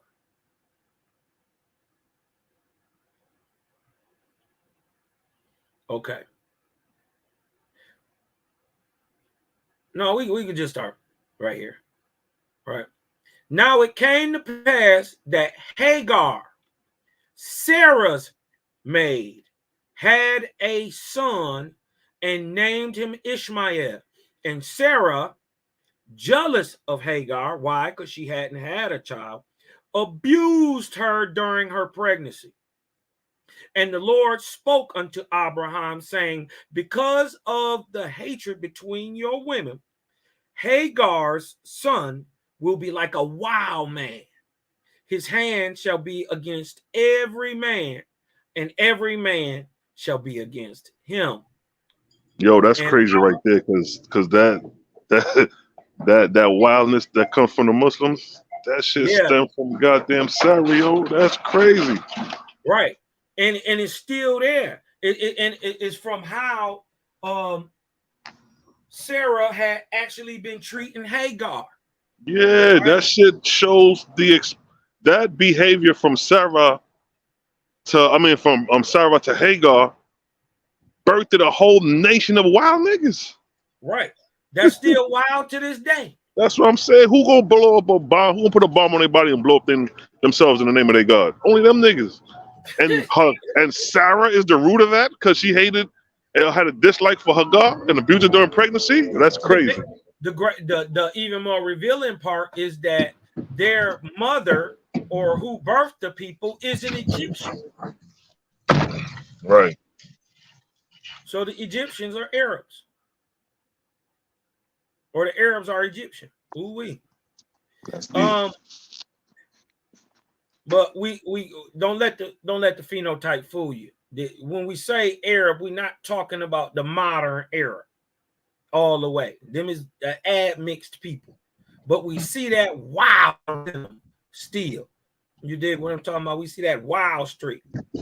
Right. Abraham said, how did this come about, oh God? And God said, I told you that you would be a father of many peoples. And you told Sarah, your wife. Now Sarah has become vain in her desires for offspring, and in her eagerness, she opened the door of your house to Satan herself. And so this matter is upon you, Abraham. So go therefore, my son, and reconcile your women. Look at Abraham, that. That's deep. Now, he had some pimping issues going on back then. Right. But let's clear it up though, right? Because look what Hagar say, and this is how I know Hagar a nigga and can't be who they commonly calling Arab today. You dig what I'm talking about? This gotta be a sister. You dig what I'm talking about? By how she answers Sarah. I know this is a sister. I've been raised up by sisters in my life. My mama won. Oh. So you can't tell me that this ain't the sister by how she act. Watch this. Watch this. Go therefore, my son, and reconcile your women. And Abraham told Sarah what God had said. And Sarah inquired of Abraham, saying, before God, tell me, is Ishmael your son? And God shall judge between us. And Abraham said, teach me, O God, to answer Sarah, so I may reconcile them. And God said, behold, your creator is the father of all the living. And when Abraham told that to Sarah, God's words, she cried in sorrow and repentance, saying, you are wise, O God, for what matter is it to me, since I know that Ishmael is your son and Hagar is your daughter, right? And Sarah went to Hagar. Now watch this. This is how I know this is a nigga. Watch this. And Sarah went to Hagar and said, oh, my sister, I have sinned before the Lord, my God. I saw your son and I knew God gave him, but I turned against my own soul and did not love your treasure. And look what Hagar said. Hagar said, bitch. And her hands is clapping like this. Bitch, did your God say that Abraham was the father to my child? This is how she talking. This is how Hagar talking. I can already see her. Hagar said, did your God say that Abraham was the father to my child? Right? Did your God say that Abraham was my baby daddy, bitch? Right. Did God say that? Obviously. Hagar said, well, neither did I say your husband was my baby daddy, bitch. Yeah, that's some hood shit for real. That's real. Oh man, that's the realest I ever heard it. Oh Listen, man. this is exactly what she said. Listen. She said, Sarah went to her and said, hold on, let me go back. My bad. You clowning right now. That's facts. Look what she Did say, your God bro. say that shit or not? Cuz I heard that nigga. She from Southern Arabia. She from Egypt, right? He Right. said, Straight up. and Sarah went to Hagar, right? Said, my sister, I sinned before the Lord, my God, and I saw your son. I saw that little nigga, and I ain't like that little hoe ass nigga because I thought you was bumping uglies with my baby daddy. Now you know how they out here talking about that you was out here messing with my baby daddy. So I didn't even like your son. You dig what I'm talking about? I did not treasure I did not love your treasure. Hagar said, bitch. Did your God say that Abraham was my baby daddy? Right. Right up. Did your God say that Abraham was my baby daddy? Sarah said, why no, Hagar? He did not say such a thing. He said, neither did I, bitch. I ain't mess with Abraham. I don't even like that ugly ass nigga. Why his beard look like that? You dig what I'm talking about? You got that Anthony Hamilton beard, player. Right. What's wrong with this nigga? He got tennis or something? hey, so look, they got cool. So they were reconciled. You dig what I'm talking about? And by right of the beginning of Abraham's nation, Ishmael was Abraham's son before God, but not in the flesh. So all that 12 tribe doctrine, Ishmael, all them so-called 12 tribes of Jacob, none of that shit got nothing to do with Israel. It's a literary invention and how a people write themselves into an actual history and usurp a people's natural, cultural, nationality, and heritage. Oh, we. So in fact, this is why the Spirit, your God, came to Abraham and said, I want you to sacrifice your only son. What you mean, your only? I thought Ishmael was his son. Look what Jaja say, but not by the flesh. I'm not that baby daddy. You dig what I'm talking about? Abraham, you are not. She ran. I just running back. Why you gonna say that, Mary? Don't tell me that, Mary. Oh man. Hey, look, they say, so they were reconciled, and by the right of the beginning of Abraham's nation, Ishmael was Abraham's son before God, by the Spirit, but not in the flesh. Sarah had a son, and he was called Isaac. Before he was born to Sarah, after she had passed the time of childbearing, and when Hagar saw Sarah bore a son, Hagar became jealous for Ishmael's sake. Because remember, he was around 14 years getting all this love. And she wept before Abraham, right? Look what she say. This is what I'm telling you. This is sister. She playing on your emotions. You dig what I'm talking about? This is what she do. She said, look what she say. She say, I am Southern Arabian Abraham. Nigga, listen to me. Now, Arabia, right? Southern Arabia is the whole continent of Africa plus the Arabian Peninsula and some area north of it, like Turkey, was known as Arabian, where you get the word Arab from. And in those regions, the area east of, say, the Sinai Peninsula was apparently known as North Arabian, because it consisted of two sections, northeastern Arabian and northwestern Arabian.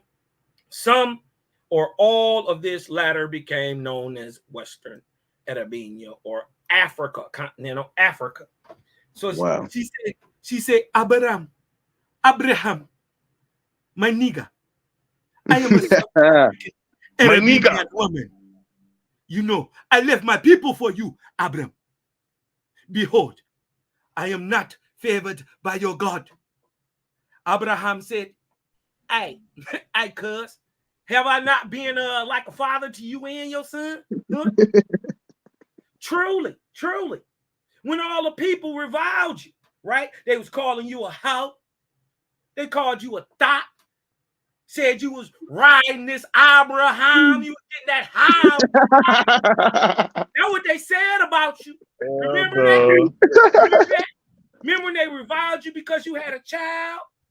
You was out there thotting, busting it open for the Egyptians, huh? And you laid it on me. This guy's heavy right now. Yeah. Remember you laid that whole thing on me? Bitch, I ain't say that wasn't mine. I ain't deny you. Nor did I justify myself before the king's people, suffering these things for God's sakes and yours and your child. So I stayed quiet, not for my benefit, for your benefit. So that nigga say, hey, you little sack chasing wench. Don't be Abraham the P. You turn into Abraham the P, nigga. Abraham the P, I'm putting this Mac in. You don't see these sandals? You think what I'm talking about? Nigga, I look left and right and killed an Egyptian, nigga.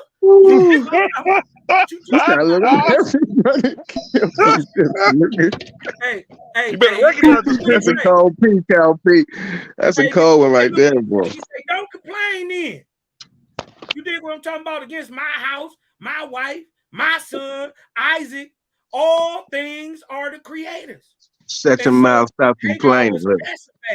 For a season, she was like, damn, he right. You know what I mean? I'm shut up. You dig what I'm talking about? I'm get back in my lane. My bad, Abram. You is that nigga. You do be doing what you do, cuz I can't hate him. So I'm gonna get back in line. My Your bad. perm is slick, Abram. Right? But then what? Return to grief and jealousy. And finally, she resolved to depart away from Abraham's house. He didn't kick her out. Another lie being unraveled about my ancestor Abram. Huh? Then Abraham said to Hagar, the matter lies with you. It's on you. I ain't telling you to go. Right. But if you go, I will give you according to the customs of the Egyptians. I'm going to give you a jug of water, bread, and blankets.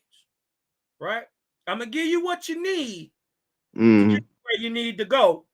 Right?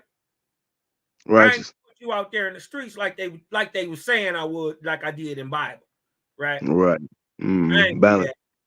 Balancing Cosmine. Right? He's saying, look, that's on you. The matter lies with you. You can go if you want to.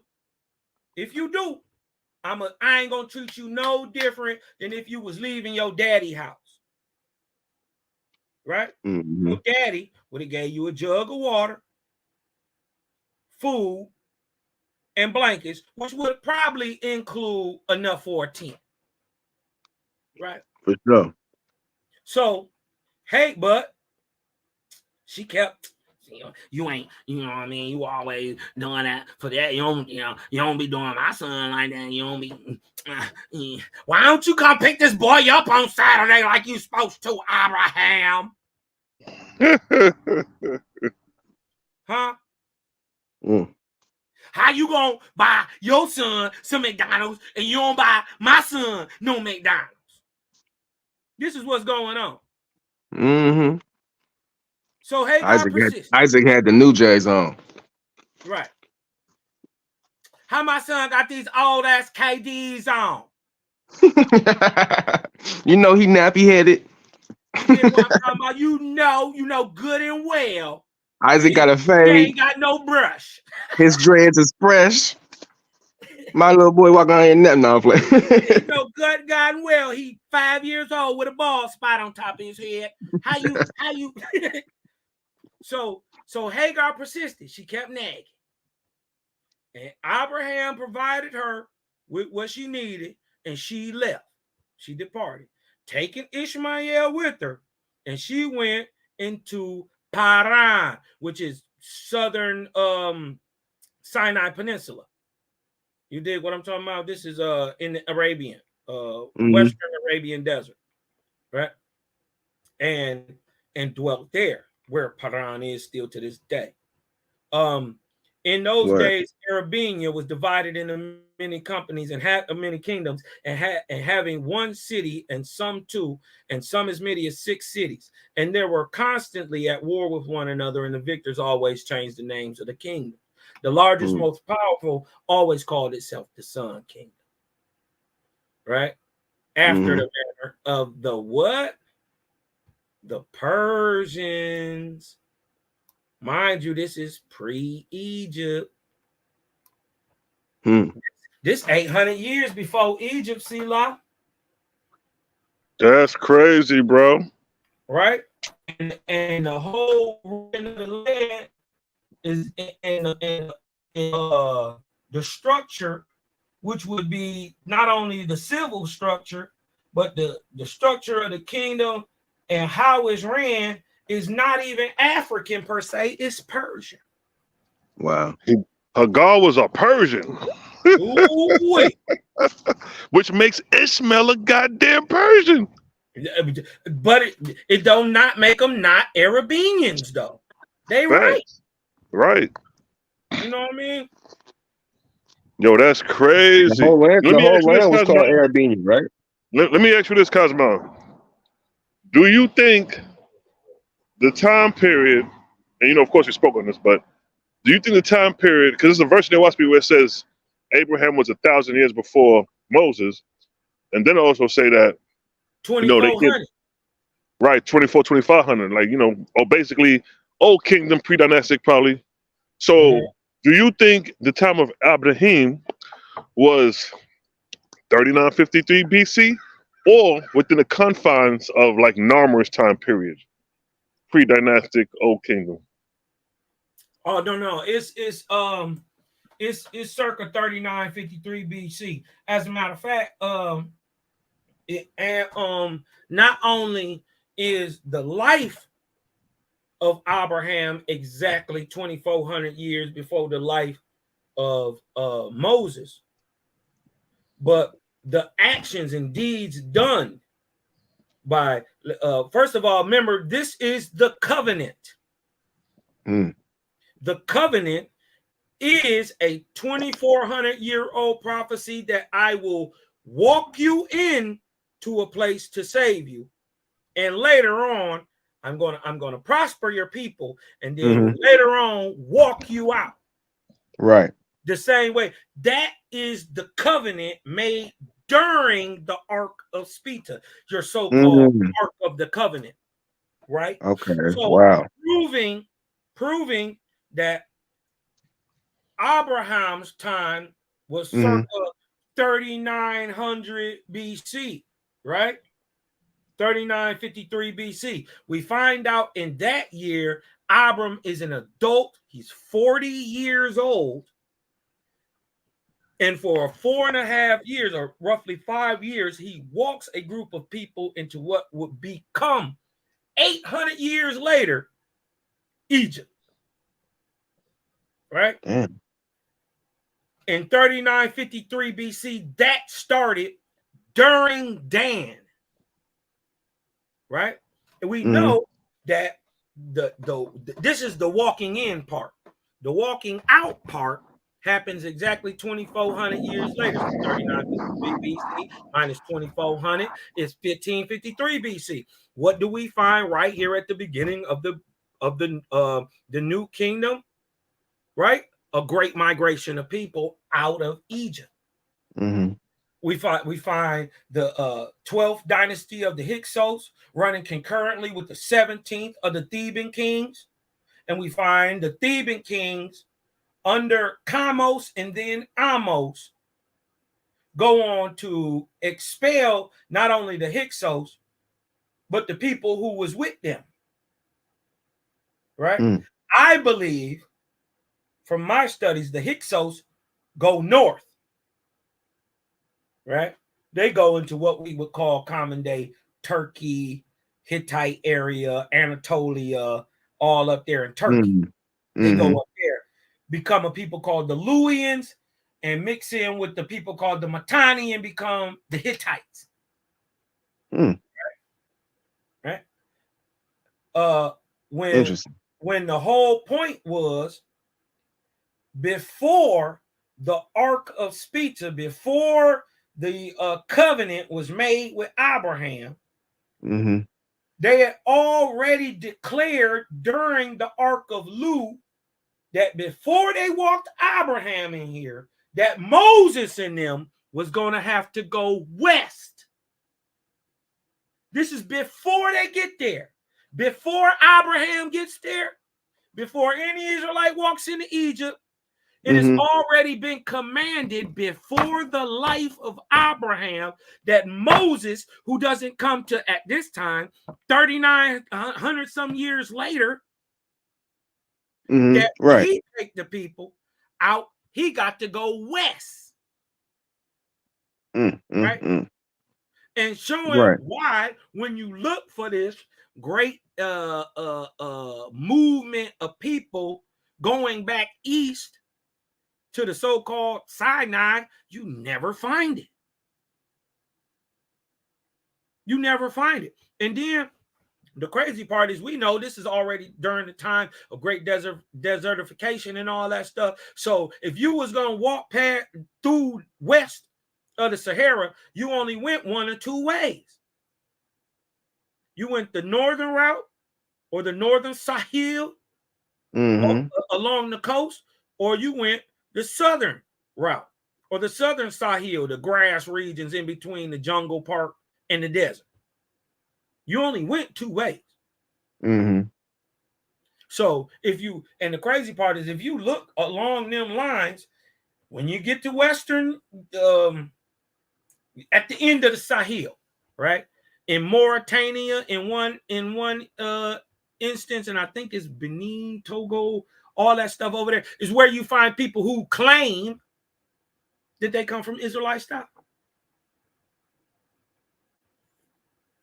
Remember where Moses went to before he landed in Shechem-Areph, there is a big white rock there. Remember, he stood on the rock and watched the people walk by him. Right? Guess what that's called? Guess what that's called today? And it's in Mauritania, showing that Moses and them took the northern route. Right? It's in Mauritania. Guess what it's called? What? Casablanca. The White Rock. Come on. Wow. Come on. You dig what I'm saying, man? It's just too many connections. You dig what I'm talking about? Watch this. Right. Look at this. And they accused Abraham of attempting to burn his son Isaac as a sacrifice to his God after the manner of the heathen of old. And they accused Abraham of being the father of Ishmael by his servant maid. Remember, real Israelites only had one wife. He couldn't have had another one. Nor would he have cheated. Why did he need to? He wouldn't have needed to. As all faithers, we take in all the babies. Right. If I feed you enough, nigga, you mad. Boy, you done got about 3 pairs of shoes out me, nigga. Yeah, you ain't no, I'm your daddy. You dig what I'm talking about? You done got 3 high pair of Nikes out of me, nigga. I'm your daddy. Period. This is just the faithist way. So we wouldn't even have had to ever have Isaac as a physical son, as our biological son, to adopt him. He would have took him in anyway. Mm-hmm. That's what we do. My daddy did that many times in my life with many children around. Man, ain't none of our mamas turn no babies down. Never. Never. None of them. Not one. If your mama ever put a baby out on the street hungry, she's a terrible person. But I don't see our mamas doing that. Crazy, isn't it? I ain't never said it. My grandma ain't never did that. My mama ain't never did that. Never, bro. It's a grown ass. What? It's a grown man living with my daddy right now that came. Well, he's a young man, my age, but my dad, he came from Africa and was going to school in South Carolina and didn't have nowhere to go. And my daddy just happened to have a conversation with the brother, heard his situation, and was like, "Come on to the house." My dad don't know this nigga from nowhere. He literally came from Africa to here. That is your brother. And that's my brother. Hey, but let me tell you something. Literally, hey, let me tell you something. He one of the most beautiful spirits I ever met in my entire life, bro. He's crazy, never, right? he's never negative. He love creator. He always helping. He worked harder than most people. We grew up working hard, but this nigga, man, he out there all day. Heat, rain, don't matter. He's different. You know what I'm saying? So it's beautiful. It's a beautiful addition to the family. And that is my brother now. You see that? That's my point. Shout out to my brother, Big Umbutu. You dig what I'm talking about? You dig what I'm saying? Salute to the God. That's young Umbutu. That's my brother. You dig what I'm talking about? And see, that's the thing. If you good people, you my people. Exactly. Irregardless of the blood, I don't care nothing about none of that. Is you real? Is you good? And that's what it is. That's what they don't understand. They don't understand that being real is being truthful and being good towards other people when there ain't no benefit for you to do it. When ain't nobody looking, you just still just being real. That's it. Mm-hmm. If y'all do that, you'll figure out how easy your life can be. Just stay away from the fuckery and excuse me, what big sister Pam say? The shenanigans. The shenanigans, yeah. Shenanigans. Yes, sir. Stay away from the Canaanite guys with the shenanigans. You'll be all right. What? I ain't heard that in a minute. That's a classic. Well, we got to put that in a sample. Hey, I just wanted to show you did what I'm talking about. To my brother Sub Darth, you dig what I'm saying? Just adding a little extra layer of information just, for my bro. You dig what I'm talking about? A little sprinkle splash. You know. You dig what I'm talking about? That's just that gamma ray, that light high up here. You dig what I'm talking about? So sometimes we gotta throw our goggles on, Sub Darth, and you dig what I'm talking about? Throw our etheric gloves on and hop in the Ota van. We cruising now. We finna pull up in the OT van. You know that. When I'm tired, you can drive. I'm gonna get the seraphim wings. I'm gonna get them seraphim wings. I'm gonna hit the switches on them. Hit the switch. You know what I'm saying? Like the suicide doors, nigga. That thing go transparent to opaque. You can see it. What? That's cool. Nigga, I'm gonna have an emerald steering wheel on mine, glistening.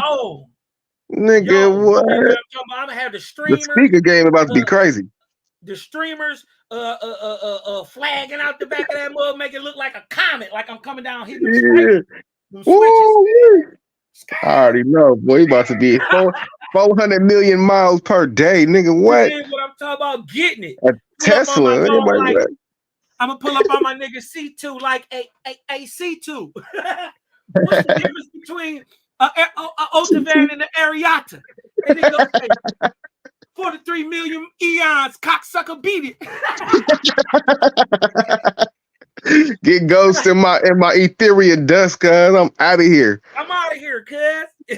Man.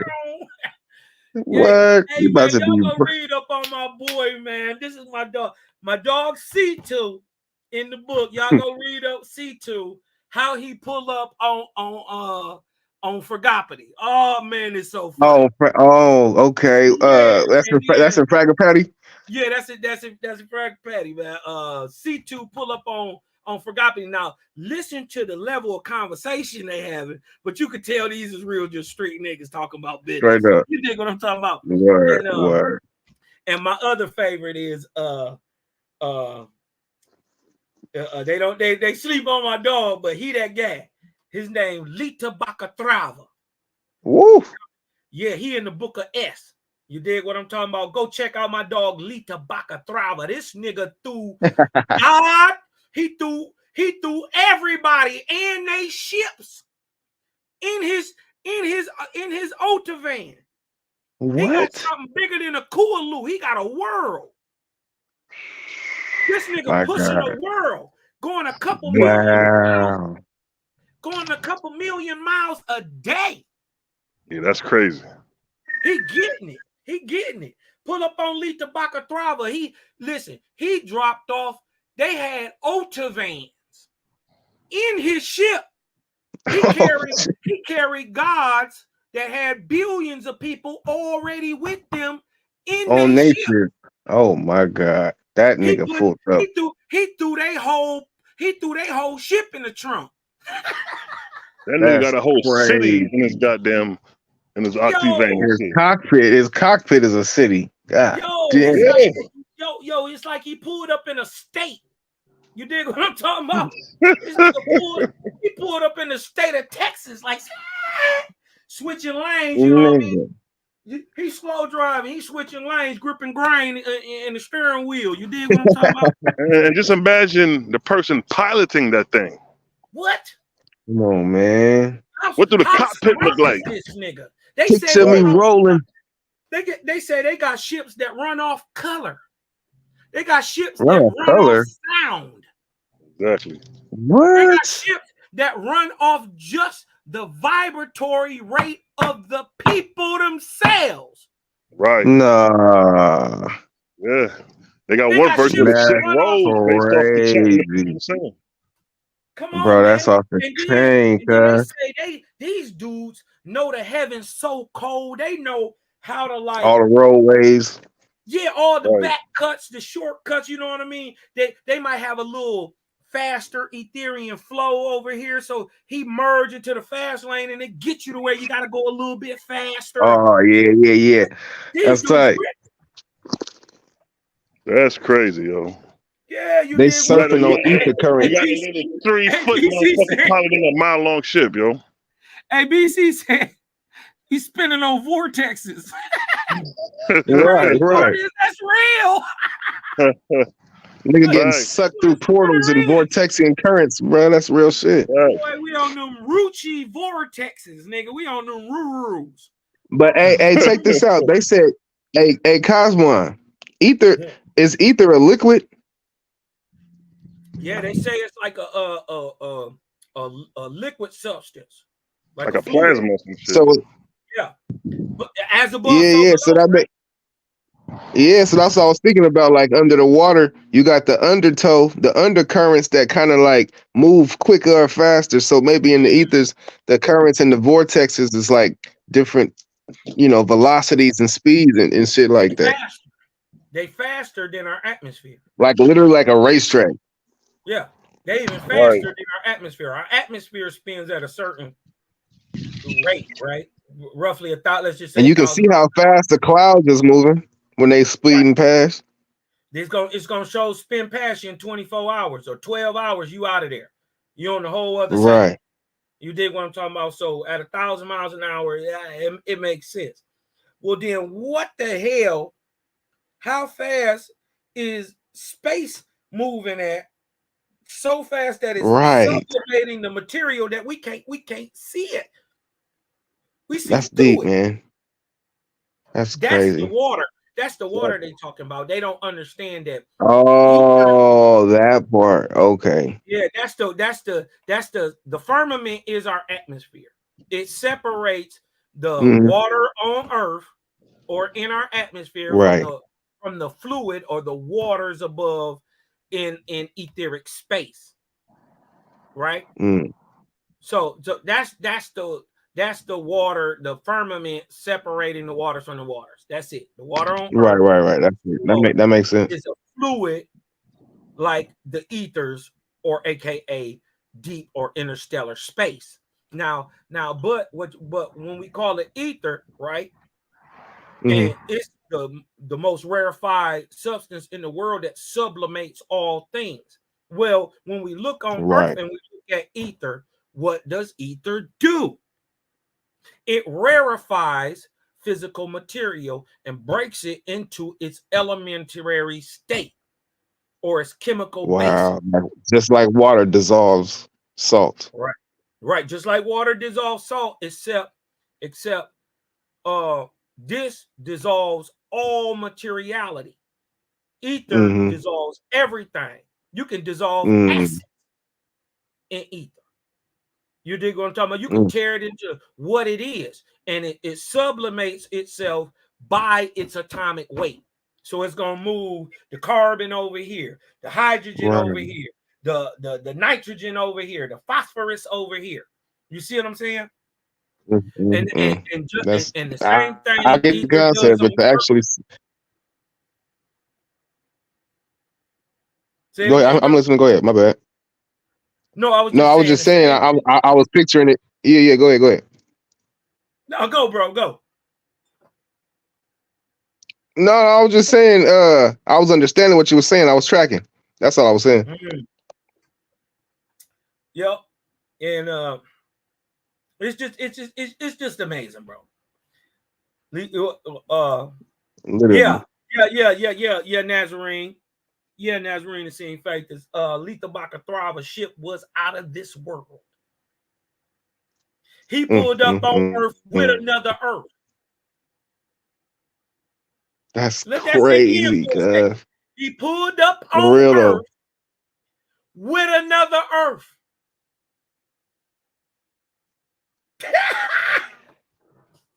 That's in the ethers, though, that you can't even see. No, hold on, wait a minute. This thing coming towards Earth.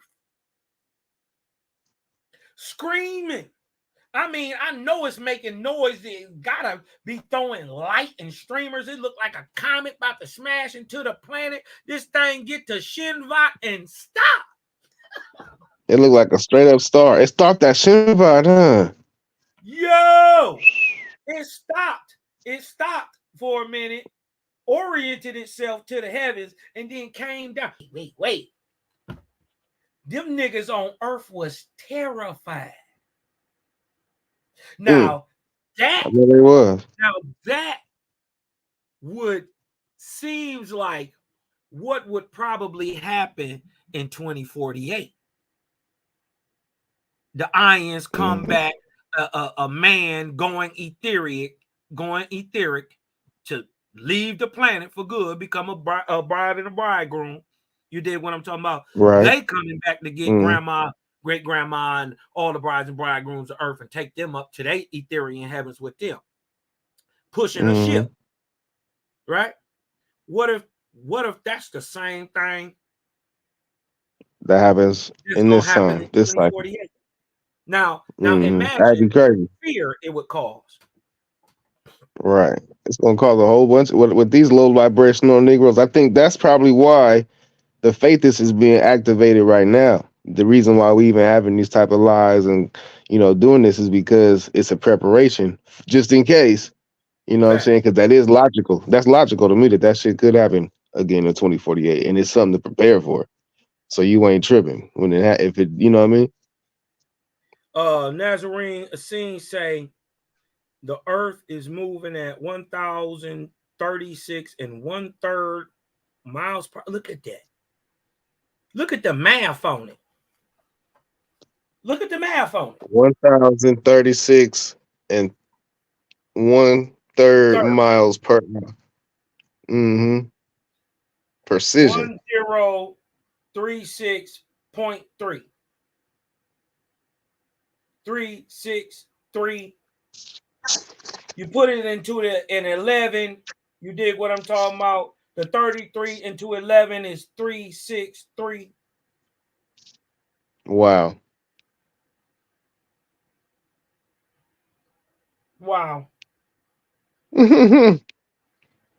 Telling you, man, that synopsis of 16 cycles and cosmogony and prophecy, breaking down the numerology of cycles and all that type of stuff, man. That's how I knew. Another reason I knew Owaspy was a higher light, just because the Bible don't do that. You know what I'm saying? To just know every 11 years, and you can observe this in time. From the 60s to the 70s, everything changed. Style, you know what I'm saying? The way people was walking changed. People's diet changed. Everything, movies, sound, music, everything. Every 11 years, that's an observable thing we can look at. Yep. You know, so I always just trip on how Owaspy be so precise with them numbers. Yeah. And if you think about this.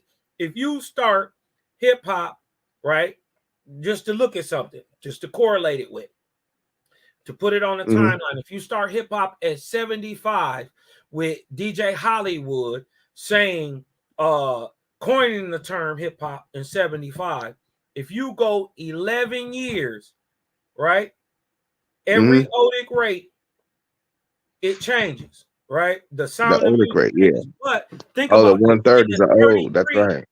But in that 33, right? So if it's starting in 1975, right? That means in the very first generation doesn't end till 2008, right? But in this rise, remember, it's a rise and a fall for every generation, right? So every 11 years in the middle, right, is always a golden age. Got you. I can see that golden age of hip hop right there in the 90s. Right. Dig this. So if you go from 75 coining the chain, and then go to 86, we see the switch, because we start off with ball did the ball, but dang a dang, and a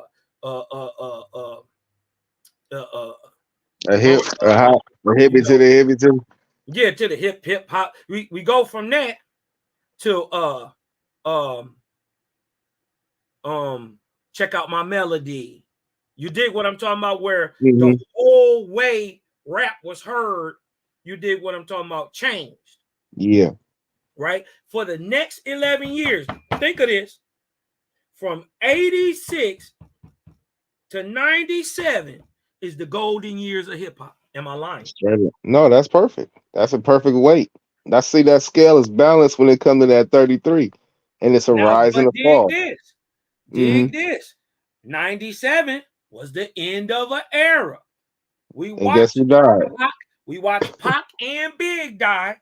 Right. But then what we see? We seen the rise of Jay-Z, DMX, all that come in 97 all the way to 2008. Now, now remember, we in the last. Right. And it's funny because Jay-Z was talking about he retiring after a while, and that, not only that, but dig this. Fading the black, 5.5 years after. Now remember, we in the downswing. Right, that's what I'm saying. So we in 97, right? So if you cut that 11 in half and you go 5.5 years, right? That leads you to 2002. What was the big thing in 2002? Do you remember? I was a freshman in high school. I mean, I remember all of that. Is hip hop dead? Yep. All of that. Yeah, that whole era. Yeah, man, what? Yeah, that everybody was on that hip hop is dead, and that's when Jay-Z was going back to no auto tune and bringing in real bands because music was dead. It was a whole movement of death or a rebirth, or it's ending, an end of a cycle. That energy was heavy. I remember that.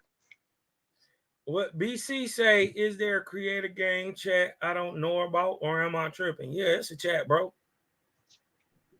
Yeah, we on Facebook. It's a Facebook chat. It's a Facebook. You dig what I'm talking about? Yeah. You say what Nazarene say? Lita Baca Thrava dropped off 10 million Ethereans at Paradise. Woo! God, yeah. Hold on. That's despite who he already had with him. Man, He packed in a whole bunch of gods all together and got them niggas together and shipped them on down here to earth, man. Woo-wee. That's like a daddy or like a bus driver. You dig what I'm talking about? You get the kids on the bus, you take them all to school. And they all know each other. A lot of them reuniting after hundreds of years. I ain't seen my homie in so long, and we over here with Lika Baka Thrava and this big old shit. I ain't seen you nigga in 200 years, boy. You still looking all right. You know, all that stuff was going on. I remember when they was talking about when Moses came from Etheria to go help Pharaoh get up out of that hell knot he was in, how everybody was excited to see that nigga. Yeah. You know what I'm saying? Yeah. That made me feel good that, you know, even in the spiritual world, people still laughing and crying and experiencing the same things we're experiencing now. Hey, you know, just on a higher level. I got to start to get the moving, man. Any last words for the Prince? Any last words for Selah Shalom? I mean, good bill, bro. Good bill. I'm gonna go back in there, man. Recap what I missed. Keep doing your thing, and of course, we're gonna be in the chat chopping it up. Create a gang. Peace, gang in this thing. Let's get it, man. I appreciate you, Selah. I appreciate you, Selah, for sure, always. And Cosmon, thank you again for bringing this out, man, because it really opened up my mind and my eyes, man, to understand some of this practical spiritual information, man. We ain't getting that shit nowhere else, really. So I appreciate you, big bro. Salute. Peace to the chat, man. See y'all Negroes later. Bless up.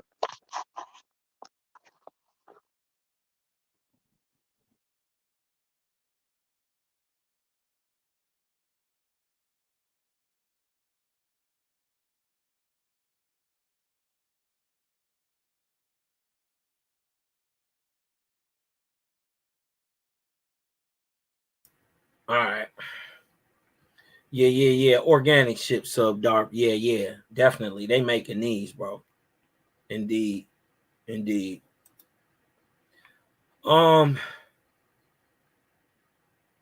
like to thank y'all for coming through, man. You dig what I'm talking about? I hope you learned a little something, man. Got a little light, little laugh out of the day, man. It was just something to, you know, come with the early morning, man. Get y'all light and thing revving and early. You dig what I'm talking about? I got to go pick up the short leggers and you know, get ready for the plantation. You dig what I'm talking about? So, but you know, it's nothing else but love and light, balance over here, man. Shout to the gang. Shout to the Prince for coming through. Shout out to Selah Shalom for coming through. You dig what I'm talking about? Shout to everybody, man. Y'all got to start coming and hitting the link. Come chop it with your boy Cosmonian.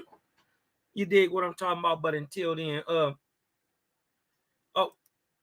peace to Black Rain, huh? Shut up to God. You dig what I'm talking about? Peace to the great brother, man, Black Rain. You dig what I'm talking about? Busy B was with that Bobby the Bob. Hey, yeah, he was too. Hey, but Rakim said, I was a fiend before I became a teen. I melted microphones instead of cones of ice cream, music orientated. So when hip hop was originated, fitted like pieces of puzzle, complicated. 86 changed the game. The way we heard it changed. You dig what I'm talking about? Boy, we got to go ahead.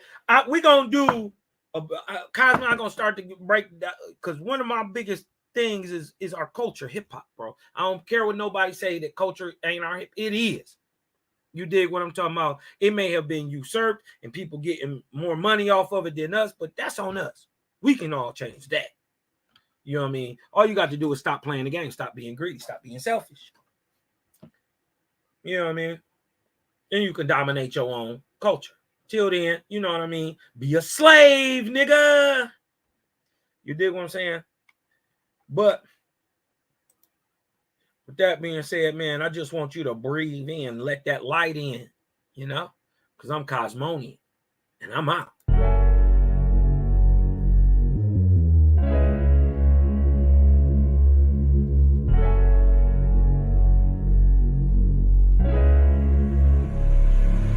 And oh yeah, put that Super 7 in the air. Tell me how you feel it when you feeling up there. When you in the sky breathing rarefied air.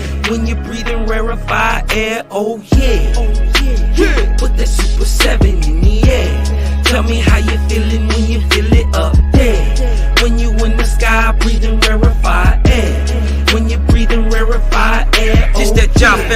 chow mein, that palpable, that towel mein. Since sunset in the arc of Wayne, my brain moving like Tao Sang. So as above, it's so below. That up and that down thing. This flow is atmospherian. I call that a ground game. See, water is knowledge, so if I'm teaching, you're learning. So how your God make a sun without vortexing current? See, the pattern is ponic. I'm reaching out for my people. Oh, watch me flow through your speakers. You feel the force of the ether. And when the force hits the equal, I'm taking off like an eagle. Police popped the pastor yesterday for pushing put equal. My DNA is Moshe. Mix that thing with higher water. My spirit rate is OTN. It's just a higher order. Got more light than Kavita. Rap a lot just like Tila. Went from sinner to saint. Shout out my big homie Sealer. Got more torque than a sports car. Got more work than a door star. In the 4 million I make, I'm giving the Dr. Umar. Oh yeah. Put that Super 7 in the air. Tell me how you feeling when you're feeling up there. When you in the sky breathing rarefied air. When you're breathing rarefied air. Oh yeah. Put that Super 7 in the air. Tell me how you feeling when you feel it up there. When you in the sky breathing rarefied air. When you're breathing rarefied air. Oh yeah. Super 7 in my rites and ceremonies. I'm married to Jehovah, holy matrimony. Confucius say, in the words of Caillou, before you hit the tomb, be a bridegroom. Only got one question for Miss Susan B. On how to last Ahuin is now a Angui. Blame my inspiration, I'm just thinking thoughts. But in the way of God's, we gon' keep it short. Why Jesus wanna kill me, Matthew 10:34. Just a couple questions that I'm needing to know. Oh, watch me flow, it's so potent. Set the vortex in motion. Super 7, I'm floating across the Aegean Ocean. Oh, you a Muslim now, so I guess you making salat. Well, I'm an Israelite, I'ma make him at the Shabbat. Got Moses on the bumper, super slap off in my spaceship photosphere. So I stay lit, peace and light to the faith is so yeah. Put that Super 7 in the air. Tell me how you feeling when you're feeling up there. When you in the sky breathing rarefied air. When you're breathing rarefied air. Oh yeah. Put that Super